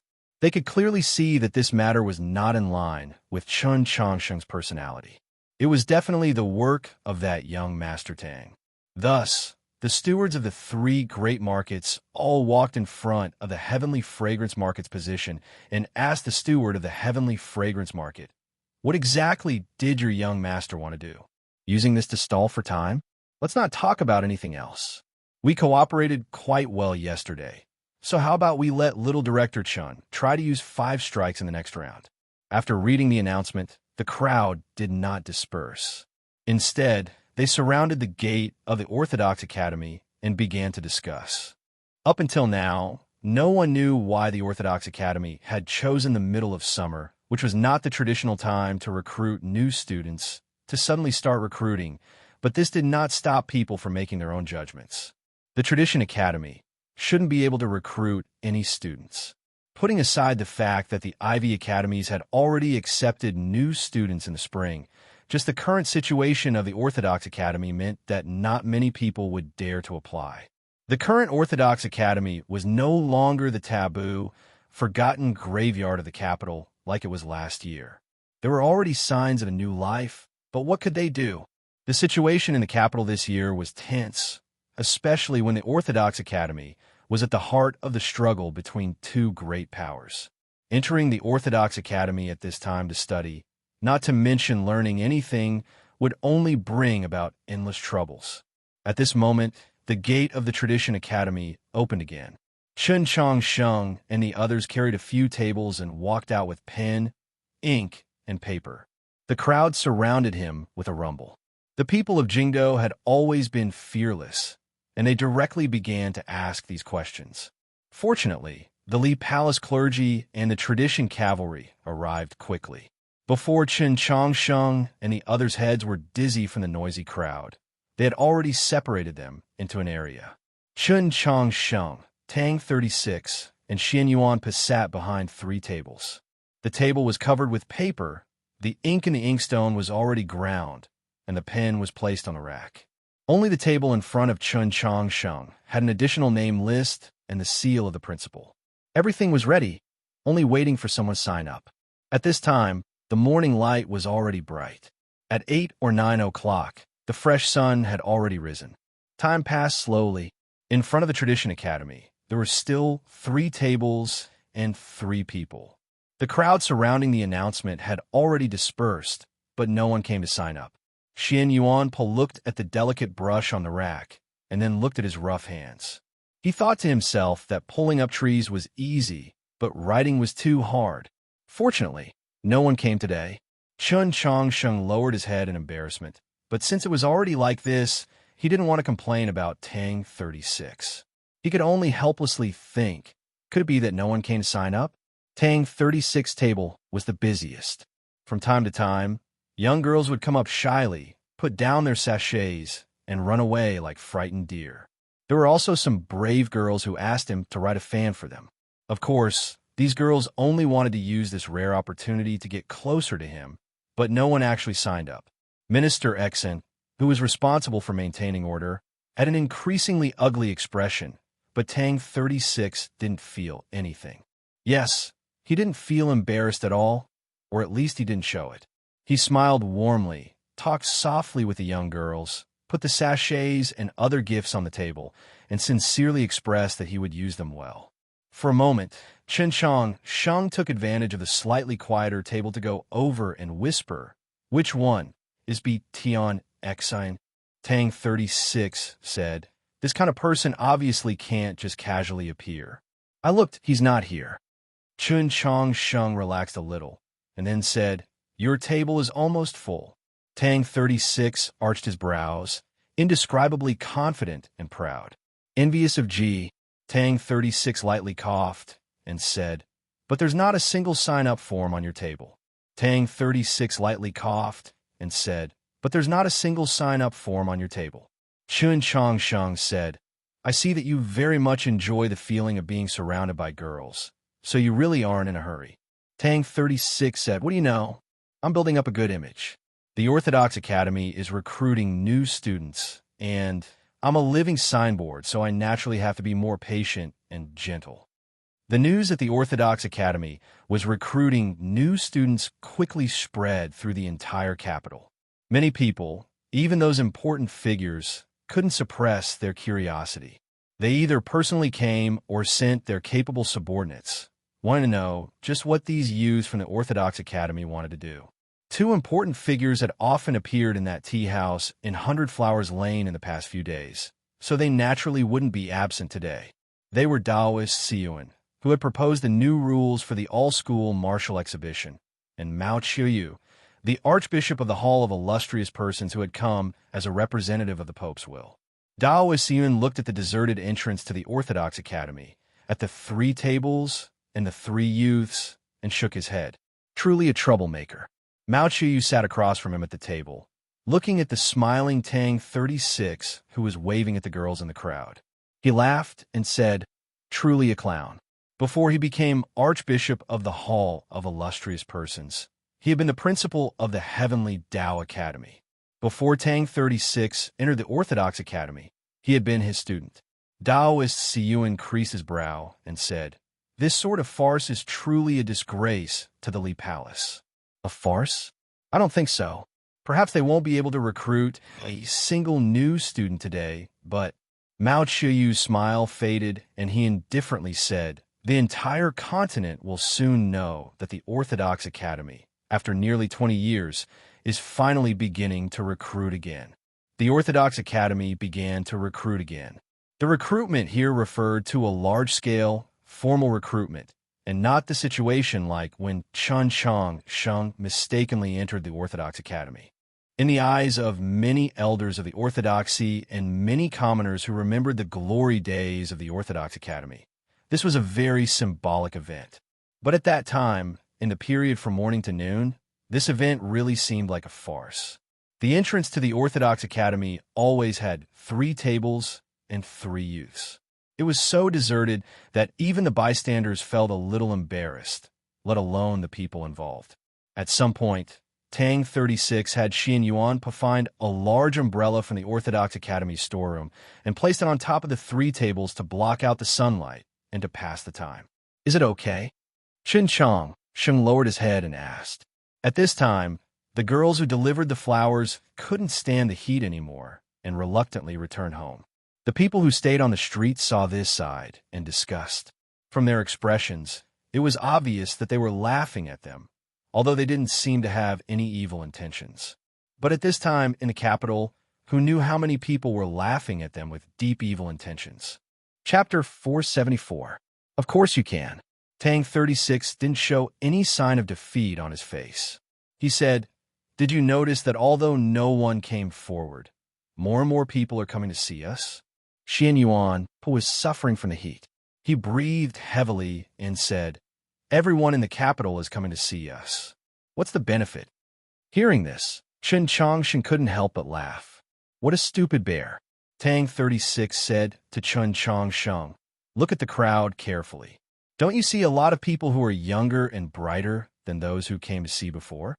Chen Changsheng looked at the crowd and realized it was true. There were a lot more young people who came to see the Tradition Academy today. They aren't here to see the fun. Tang 36 glanced at Xian Yuanpa and said, "They aren't here to see the fun either. They're here to see us." Chun Changsheng was a little surprised and asked, "Do you mean that they are really considering whether or not to take the exam?" "That's right." Tang 36 glanced at the tea house not far away and then looked at the Tian Hai family's elites who had a contemptuous expression on their faces. He said, "Everyone has forgotten one thing. Next year's great trial is just around the corner, and right after that is the Ivy Festival. Right now, most of the people in the capital are young students.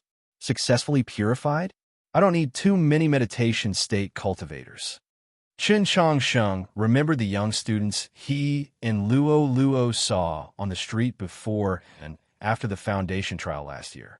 He understood why Tang 36 was always so confident. Those young students who came from other counties or even the south didn't have the same background as the students of the 6 Ivies, so their overall level was much lower. But it didn't mean that their talent was bad. In fact, every year after the foundation trial and the Ivy Festival, there would be a lot of students from other counties who were recruited by the 6 Ivies. And these young students obviously wanted to enter the 6 Ivies to learn the real, profound Xiuxing methods, follow famous teachers, and get a strong background. The Tradition Academy was also one of the 6 Ivies. To these students who came from other counties, it must be attractive. But why do they want to come up and sign up? I didn't even ask. Chen Changsheng looked at a slightly nervous youngster in the crowd and asked in confusion, "Please, today, no, this summer, the Tradition Academy is the focal point of the entire capital. These pitiful country kids don't have the guts to come out. Someone needs to help push them." Yes. When I came to the capital last year, I was also a youth from the countryside. The first thing you did after entering the capital was to go to the divine general of the East Estate to break off the engagement. Do you think everyone is as thick-skinned as you and as bold as you? At this moment, Tang 36 noticed that the eyes of the young people in the crowd were gradually becoming anxious and struggling. He felt more confident and said in a low voice, "It's time." The area of the umbrella wasn't big enough, so the inkstone in front of the table was scorching hot. When Xian Yuanpa moved it, his fingers were red and painful. Hearing Tang 36's words, he thought that Tang 36 was laughing at him again. Maybe he would say something stupid like braised bear paw. Just when he was about to raise his fist and reason with Tang 36, he was suddenly shocked. With a thud, Tang 36 jumped onto the table. The wind blew and the umbrella was opened. The crowd suddenly became quiet and no one talked anymore. They looked at the gate of the Tradition Academy and looked at Tang 36 who was standing on the table. They thought, what's he going to do now? At this moment, the sunlight fell on his body. His expensive gold-embroidered robe fluttered in the wind. The Wen Shui sword on his waist was shining. What was brighter were the jade pendants on his belt and the gold bracelets on his wrist. Chen Changsheng looked over and felt like he was going blind. Now he understood why he dressed himself like this in the morning and what the so-called signboard meant. I say, we're all young people. Do you need to be so shy? If you want to come, come quickly. Time waits for no man. Friends. Tang 36 stood on the table and looked down at the young people in the crowd and called them enthusiastically. Chen Changsheng felt so embarrassed that he wanted to bury his head under the table. He roughly understood why the Wen Shui Tang family could become the richest family on the continent. The crowd was quiet at first, then they started laughing. After a while, a bystander shouted from the crowd, "Why do we want to apply to the Tradition Academy?" Not only was Tang 36 not displeased, he was actually very happy. He thought to himself that he had forgotten to ask the Tianxiang market to send a few professionals over yesterday. Who would have thought that a spontaneous person would appear and say in a clear voice, "Even though the preliminary examination of the great trial has been delayed, it is still imminent. There are only a few days left. Don't you want to improve by leaps and bounds and show off your talents at the Ivy Festival?" A dark-skinned young student who might have come from a rural area gathered his courage and asked, "We can apply for another school." Speaking of which, other than the most famous 6 Ivies in the capital, there were countless other schools. Tang 36 looked at the young student from the village and mocked. "You are comparing those schools to our Tradition Academy?" As soon as he said this, the bystander and bystander all nodded.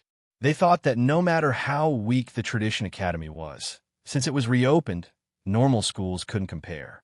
Then someone asked, "Then why can't we apply to the other 5 schools?" According to the tradition, the Ivies will only accept new students after the preliminary exam. Everyone listen carefully. Only the Tradition Academy will accept new students before the preliminary exam. Tang 36 took out a fan out of nowhere. He waved it and said, "If you can't even pass the preliminary exam, which school will accept you?" In the end, applying to the Tradition Academy is the safest choice. We don't want to be safe. A young student who looked calm shook his head and said, "Since we came to the capital from thousands of miles away, of course we are prepared to face thousands of enemies. We would rather apply to other schools after the preliminary exam." It was obvious that this young student had a certain level of confidence in his strength, realm, and learning ability. Tang 36 looked at that person and asked, "How old are you this year?" That young student answered, 24 this year. "You're still a young man. How come you don't have the sharpness of a young man?" Tang 36 looked at that young student and slightly raised his eyebrows in disdain. That young student wanted to argue, but Tang 36 didn't give him the chance. He looked at the crowd and said, "Why do you have to enter the Heavenly Academy? Because the Pope came from the Heavenly Academy? Why do you have to enter the Priest Seminary and the Li Palace Academy? Just because we're closer to His Holiness the Pope? Why do you have to enter the 13 divisions of Radiant Green? Because there are many beautiful senior sisters there?" Hearing his words, the crowd burst into laughter. "If you insist on entering the Star Caesar Academy, I have no objections. I only have blessings and admiration. But if you originally wanted to enter those schools. Tang 36 closed his fan and slapped it on his palm. He looked at the crowd and said proudly, "Then why don't you choose the Tradition Academy? Gentlemen, we are all youths, fresh and bright, unconventional and unconventional. Our Tradition Academy has many things waiting to be done. It is a clean piece of paper. Why don't you join us? Besides, how can those schools compare to our Tradition Academy?" That young student felt like this fan was knocking against his heart and subconsciously became much more serious. He actually completely listened to Tang 36's words and even felt that they were somewhat reasonable. The scholars that came from the countryside of the counties and even from the distant south had actually only heard rumors about the schools of the capital. They didn't understand the differences between them, so they didn't feel that there was anything special about Tang 36's words. But to the experts of the Tianhai clan in front of the awning and the many officials in the carriages, these words were particularly grating on the ears. The Heavenly Academy, the Priest's Seminary, the Li Palace Academy, the 13 divisions of Radiant Green, all of them were inferior to the Orthodox Academy. It must be known that the several dozen cultivators preparing to challenge the Orthodox Academy today had basically all come from these four schools. Even Bi Tianxin, who had never shown his face, had always considered himself a disciple of the Li Palace Academy despite his extraordinary background. In the tea house, Mao Qiuyu and Daoist Siyuan couldn't help but frown. Daoist Yuan had also come from the Li Palace Academy, while Mao Qiuyu had first been a student of the Heavenly Academy, then a teacher, then principal. How could they agree with Tang 36's words? Sure enough, an extremely angry voice arose from the crowd. "What makes you say that?" Tang 36 didn't even look at that person and continued. "His Holiness the Pope really did come from the Heavenly Academy. Li Palace Academy and Temple Seminary are indeed in the Li Palace. But you must understand that the principal of the Orthodox Academy is called Chen Changsheng. You can study in the Li Palace Academy and Temple Seminary your entire life, and you may not even get to see His Holiness the Pope. But what if you enter the Orthodox Academy?" At this point, he stopped and smiled without saying anything, seeming to have a deeper meaning. Everyone knew the Pope's attitude towards Chen Changsheng. Many young students glanced at each other and began to discuss in a low voice. They seemed to be a bit moved. Let me be more direct. Everyone, please look, this kid who is as strong as a mountain. His name is Xian Yuan Pa. He is a normal youngster from the Bear tribe of the Yao region. Tang 36 pointed at Xian Yuan Po with his fan and said, "He doesn't have any talent. He doesn't have any cultivation method. He doesn't have any background. You can say that he doesn't have any if he wants anything." Even he himself felt very ashamed, so he voluntarily dropped out of the Star Seeker Academy. Then, he was picked up by Chen Changsheng and Princess Luo Luo from a night market. And the result? The crowd became quiet. He was very satisfied with this effect and continued. The result? He entered the Orthodox Academy. His wounds haven't even healed, and he didn't even participate in the great trial. But the Divine Ordinance Council already placed him on the honor roll of green clouds. Hearing this, the young students from other provinces started thinking.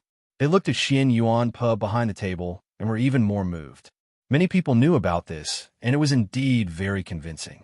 Was the Orthodox Academy really a place that could turn stone into gold? Chapter 475.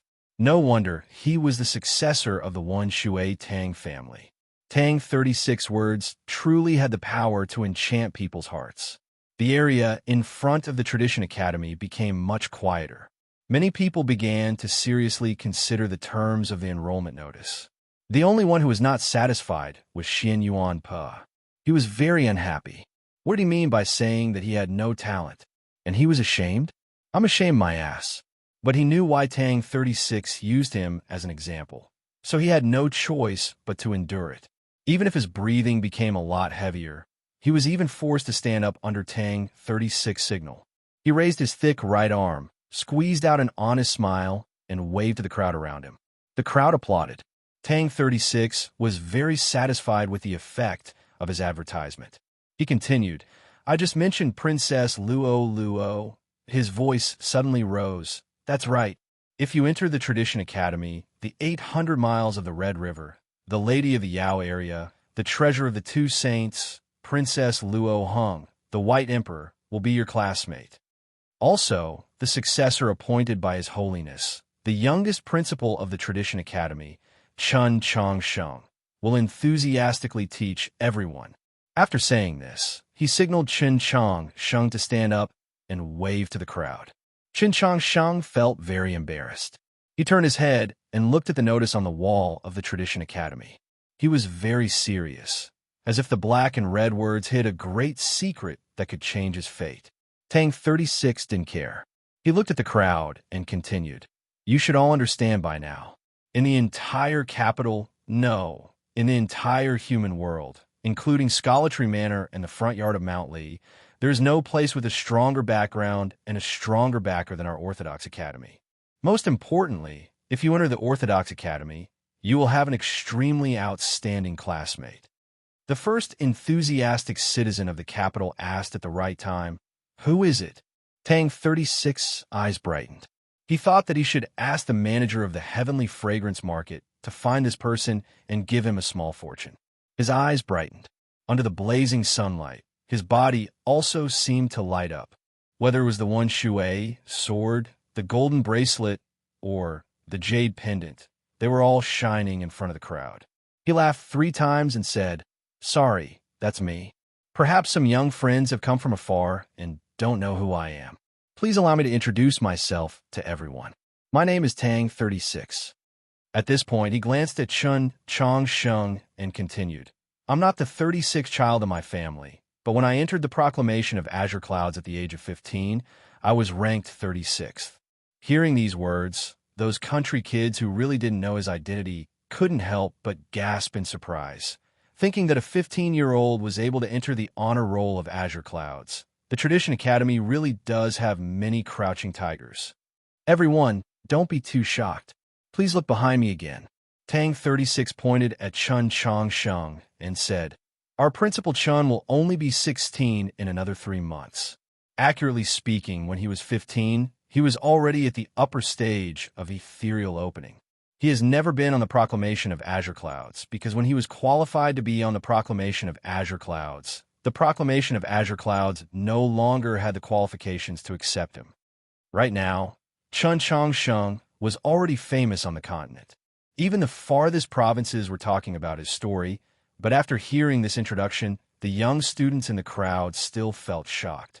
When they looked at the Tradition Academy's enrollment notice again, their gazes became heated, and some of the heated gazes directly fell on Chun Chong Sheng's body. Chun Chong Sheng couldn't do anything anymore. He stood up helplessly and bowed to the crowd, causing a round of enthusiastic cheers. Speaking of Azure Clouds, Tao of Azure Clouds, I just remembered that I didn't finish. Right now, in the Tradition Academy, there is a future classmate of yours lying on the ground. Tang 36 said loudly. His name is Wofu Zhixio. Once this was said, the crowd went into an uproar again. Chun Chong Sheng became famous this year, but the legendary story of the wolf tribe youngster fighting against the demon tribe alone on the snowy plains had already been passed down in the human world for many years. Back then, Suyu Rong was ranked first on the honor roll of Azure Clouds, and Zhixio was always below her. But any young man or girl who was determined to learn or pursue Dao knew his name. Tang 36 continued. Let's talk about the honor roll of Azure Clouds. Back then, the only person who could beat Lord Zhixio was Suyu Rong, but you should know that Suyu Rong is our little principal Chin's. Chun Chong Sheng couldn't hold it anymore and glared at him. Tang 36 then realized that he was a bit forgetful, so he quickly skipped this part and said, The sun is a bit big today. I forgot where I was. Weren't we talking about myself just now? A round of cheers came from the crowd, as well as a young girl's dissatisfied voice towards the crowd. Tang 36 calmed his mind and said calmly and seriously, The reason why I said that if you all want to enter the Tradition Academy, the most important thing is to have a classmate like me. In other words, why is the Tradition Academy winning because of me? It's not because I'm strong. In terms of strength, I definitely can't compare to freaks like Chun Chong Sheng and Zhixio, but I come from the one Shui Tang family, so I could be your strongest supporter on your path of learning. He pointed at the notice in front of the Tradition Academy and said, for example, we don't charge tuition and we even give allowances. Of course, it's only for this year. There's no way in the future. A young student frowned and asked, if you don't charge tuition and you still want to give money, then aren't you buying students? Not buying, we're bribing. Tang 36's expression was still calm. He smiled and said, if you successfully purify, after entering the academy, you will receive 5 taels of silver per month. If you are at the initial stage of meditation, you will receive 50 taels of silver per month. Every time you break through to the next stage, you will receive double the amount of silver per month. If you successfully complete ethereal opening, besides the silver per month, you will receive 10 pieces of crystal to help with your cultivation. The Tradition Academy's enrollment notice only stated that there would be allowances and that there would be no tuition, but there was no specific amount. At this time, upon hearing the details of Tang 36's narration, the crowd instantly became absolutely silent. Even the experts of the Tian Hai family in the distance were somewhat shocked. As for the stewards of the 3 great markets, they all looked at the steward of the heavenly fragrance market with indescribable shock, thinking to themselves, does the Wenshui family know that your young master wastes money like this? Tang 36 was very satisfied with the reaction of the crowd and continued. As for the problem of food, there's no need for everyone to worry. Clear Lake Restaurant is currently our Tradition Academy's dining hall. Upon hearing these words, the young students from other counties were fine, but the common people of the capital, especially a few gluttons, almost fainted. Clear Lake Restaurant was the capital's most famous and most expensive restaurant. It was actually really going to close down. It was actually going to become the Tradition Academy's dining hall. Xin Yuan Po was very satisfied and decided to forgive Tang 36's previous actions. But many people looked at Tang 36 like he was the enemy who had killed their father. Tang 36 looked at these people in confusion and asked, what's wrong? Someone couldn't help but say, sir, this is too exaggerated. Is there anyone who runs an academy like this? Tang 36 seriously replied, I'm relatively rich. Could it be that everyone still hasn't realized this fact? Thank you to a certain character for providing the suggestion, although in the end, I still did not adopt it. Everyone, see you tomorrow. Chapter 476. Without a doubt, if what Tang 36 said became reality, then the Tradition Academy would definitely become the academy with the best conditions in history. But since it was an academy, then the most important thing wasn't the cafeteria or the allowance, but what could be learned here. Some people might not care, but most students would. I heard that the Tradition Academy doesn't even have a teacher now.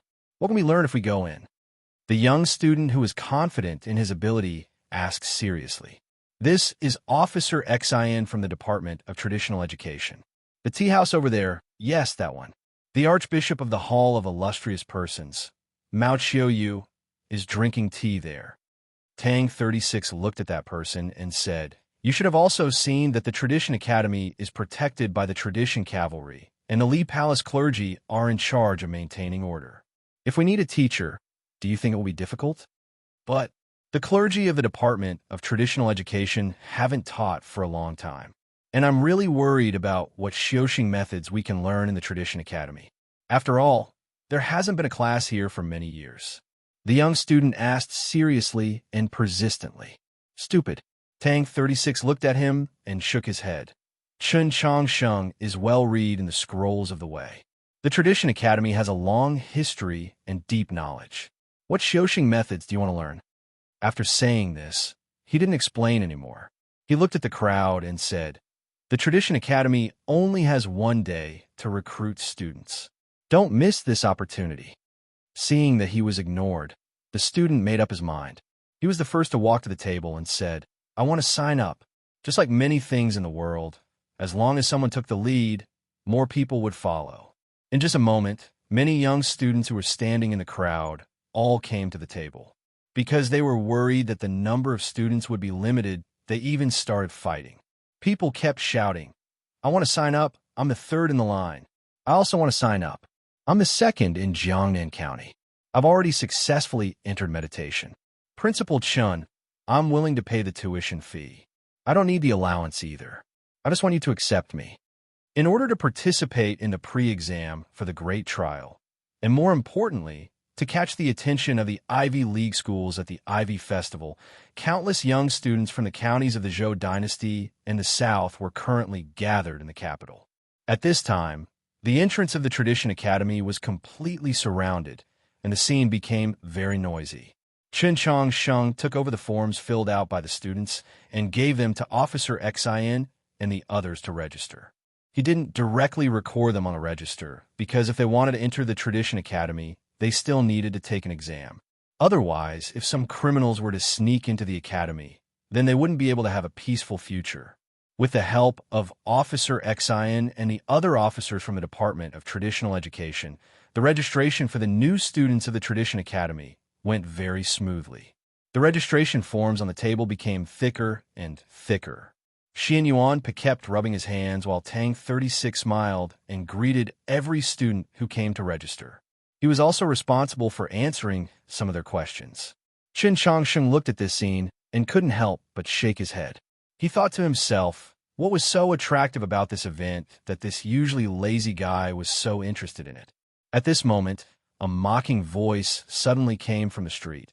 You make it sound better than a song. What powerful background and many techniques.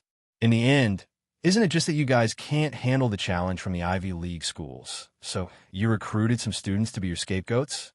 Hearing this, the entrance of the Tradition Academy instantly became very quiet. The young students' expressions changed slightly. They looked at each other speechlessly because they realized that what this person said was actually very reasonable. Otherwise, why didn't they recruit earlier or later? But at this time, the Tradition Academy started to recruit new students. The crowd gradually separated and revealed the person who said this. Tang 36 squinted his eyes slowly, and his gaze became sharp. The person should still be very young, but his aura and appearance were very old. He wore a green shirt that was washed until it became white, and he wore a pair of cloth shoes on his feet. But his gaze was very deep, as if he could see through everyone's mind. There was a hint of mocking hanging on the corner of his mouth. He looked at Tang 36 and said, Is it because I've seen through your little calculations that you feel very embarrassed? Tang 36 didn't answer this question. Instead, he stared at the person and asked, BT on XN? Hearing this name, Chun Chong Sheng stood up. Xian Yuan clenched his fists. Correct, I am BT on XIN. The person looked at their reactions and slightly raised his eyebrows. He seemed very disdainful and said, Who I am isn't important. What's important is whether or not what I say is correct. Chun Chong Sheng said, How can you be sure that what you say is correct? You are Chun Chong Sheng? The person looked at him very seriously and then shook his head. He seemed to be a little disappointed and said, I originally thought that you were as amazing as Chiu Shan Jun, but now it seems that you are only SOSO. Chun Chong Sheng was silent for a moment and said, Please advise me. Since you know that I am BT on XIN, then you should know that I have the reputation of BT on XIN, the Heaven's Heart Diviner. The person said with slight mockery, These little tricks can fool these foolish children from the countryside, but do you think they can fool me? Chun Chong Sheng fell silent again, then shook his head and said, This is wrong. BT on XIN slightly raised his eyebrows and smirked at him. You're right and wrong? Yesterday, I said something to Tang 36. Without proof, one cannot judge a person's heart. Chun Chongsheng looked at him and said, In Xuanyang City, I also said this to Su Li. Don't imagine the world to be too dark because that only means that you yourself are too dark. After hearing these two sentences, BT on XIN's raised eyebrows gradually fell back down. He naturally did not approve of Chun Chongsheng's words, nor did he care about the first half of his words mentioning Tang 36. However, the latter half of his words mentioning Su Li forced him to be cautious. But this is what all of you did. A mocking smile once more appeared on his lips, making him seem rather repulsive. He looked at Tang 36 and said, Could it be that the Orthodox Academy will not let these students fight in the future? The surrounding young students were already extremely nervous. If what this person said was true, then entering the Orthodox Academy would mean taking an enormous risk. How could they possibly be a match for him? If they died so mysteriously, how could they live up to the ardent hopes of their parents? Wouldn't the grand examination be nothing more than a bubble? Many gazes fell on Tang 36, wanting to hear just what he had to say. Tang 36 was quiet for a very long time before finally giving his answer. If they apply to the Orthodox Academy and pass the examination, then they will be students of the Orthodox Academy. Since they are students of the Orthodox Academy, they will naturally have to fight for the Orthodox Academy. These words caused an uproar. Chapter 477. B. Tianxin was somewhat surprised. He hadn't expected Tang 36 to directly admit to this matter. Slightly mocking, he said, "Although your conduct is extremely unlikable, you're still rather magnanimous." Then he turned to the students and smirked. "You all heard it." Those young students instantly panicked. Some students who were preparing to register but had not yet filled out their forms took advantage of the fact that no one was paying attention to move away from the crowd. Those students who had already handed in their forms paled and were deeply regretful. A youth nervously looked at Chun Changsheng and stammered, Sir, I just filled out the registration form. Can I return it?" "Of course you can return it." Tang 36 heard the youth's voice, but he did not turn his head. Instead, he continued to stare into B. Tianxin's eyes and said, "But those who withdraw at this time will no longer have the chance to enter the Orthodox Academy." Then he raised his eyebrows and smiled. "And as long as it is a student of my Orthodox Academy, I swear on His Holiness's personality that they will not be affected in the slightest by the challenge of the various schools." Hearing these words, the hands of several young students who were preparing to take back their forms instantly stopped on the table. The Orthodox Academy was actually swearing on His Holiness's name, and this person appeared so relaxed. Could it be that the matter was not as that person had said? B. Tianxin sneered. "Swords and blades have no eyes, so what guarantee do you have? Or are you trying to play some petty trick?" Tang 36 looked at him and said mockingly, "People like you, who don't have great wisdom, naturally see everything as small tricks." If he really was playing petty tricks, then when this person said in front of the crowd that the Orthodox Academy's recruitment had extremely evil intentions, Chun Changsheng could have firmly denied it. As for what would happen after he tricked these students into entering the Orthodox Academy, that could have been discussed later. But he did not. Instead, he admitted in front of the crowd that the new students recruited by the Orthodox Academy should naturally represent the Orthodox Academy in the all-school martial exhibition. When facing those attacks that struck at the heart and were difficult to explain, magnanimity was often the mightiest weapon. This was the great wisdom of a gentleman. Reality proved that many people were willing to accept this kind of magnanimity. Some young students, after some consideration, still took back the application form from Chun Changsheng. But even more students believed in Tang 36's promise, or in other words, they didn't dare to question His Holiness's people. Although they were a little uneasy, they still continued to complete the registration process. Soon after, many more people came forward and joined the queue to register for Orthodox Academy. Realizing that his words did not have much effect, B. Tianxin's complexion turned somewhat gloomy. He turned to Chun Changsheng and scornfully said, "In the future, if they aren't deceived, then they should thank me for what I said before. And I think that all of you should be very angry right now. Having your sinister intentions exposed by me, if you want to use these students in the future, it will probably be much more troublesome." Chun Changsheng and Tang 36 glanced at each other. The Orthodox Academy's recruitment was naturally related to the pressure exerted by the Tianhai clan, but they had never once thought of using these students who had come from the provinces, counties, or even the countryside. He clearly didn't have such despicable thoughts, yet he was forcefully pinned with such a label. This was a betrayal, and this sort of statement, which did not require proof and only needed to cast the hearts of people into darkness, was the hardest to refute and the most infuriating. I know that all of you are very angry right now, but all of you can only endure because none of you are a match for me. Even that wolf cub lying in the Orthodox Academy was nothing more than a defeated opponent in my hands. Bi Tianxin looked at Chun Changsheng with an indifferent expression and asked, "And you? What are you prepared to lose to me?" Truly worthy of being called Bi Tianxin, who can calculate the hearts of men. Tang 36 walked up to Chun Changsheng and asked, "I really want to know, can you calculate what I will do next?" Bi Tianxin slightly raised his brows and looked at him with interest. "You want to fight with me? I can't beat you," Tang 36 very honestly said. Bi Tianxin was in a very good mood and laughed. "Then I presume that all you can do is taunt me a little and say a few sour words." Tang 36 shook his head. "I've never done this sort of thing." Bi Tianxin's brows rose even higher because he truly was very interested.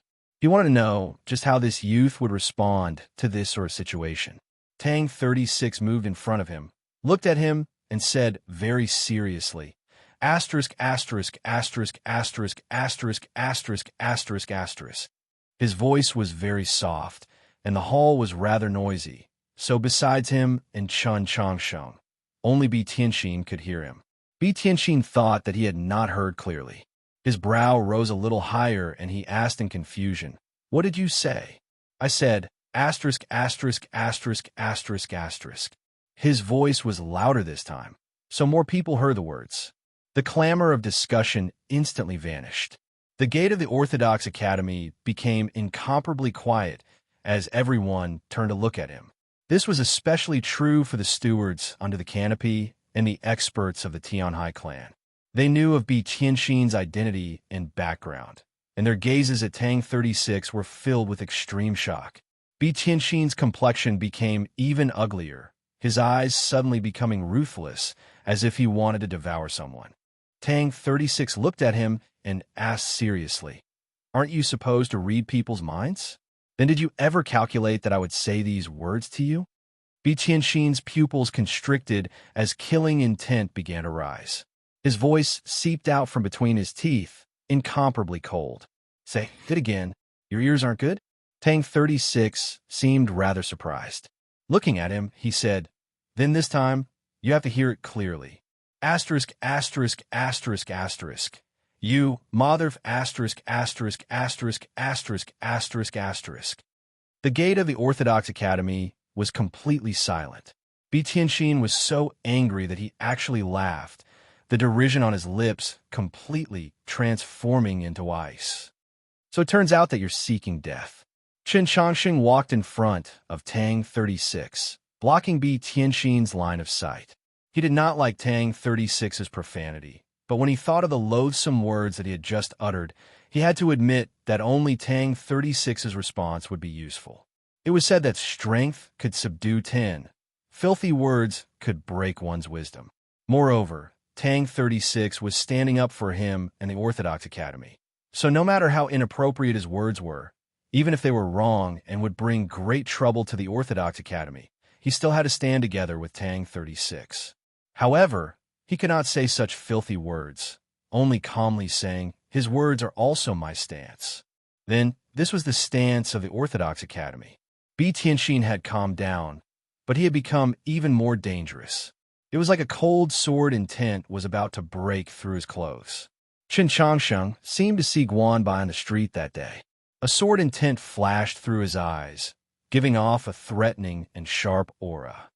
"So it turns out that all of you want to die," Bi Tianxin calmly and seriously said to him. "I don't want to die," Chen Changsheng continued. "If you hadn't provoked us first, the situation wouldn't have become so unsightly." Bi Tianxin turned to Tang 36 and smirked. "Before you said those 4 words, did you not ask around who my mother was?" A normal person who didn't know of Bi Tianxin's background would assuredly inquire about his background upon hearing these words. If they knew of his background, who would dare to say such filthy words that involve his parents? However, Tang 36 had never been a normal person. He mockingly said, "How great are the storms of the 8 directions. I know that people who say filthy words are not good children, and that there are readers who will not be satisfied with this sort of conflict. But to me, this is something that can comfort my spirit. In many places on the internet, you will encounter a certain type of wondrous person. Yes, this type of person is like Ding Crab, but he has an even more sour tone. In the past, I once tried to reason with this type of person, but later on, I realized that this was the only way to deal with this type of person. Yes, my friends who read my Weibo probably know that these 4 words are the standard words I use when cursing people. And I think that besides the last sentence, all the other filthy words will probably be replaced with beautiful and cute little stars, right? In addition, I mentioned a few days ago that many friends wanted the detailed title of the book I've been reading. Because there were too many words, I sent it to WeChat. See you tomorrow.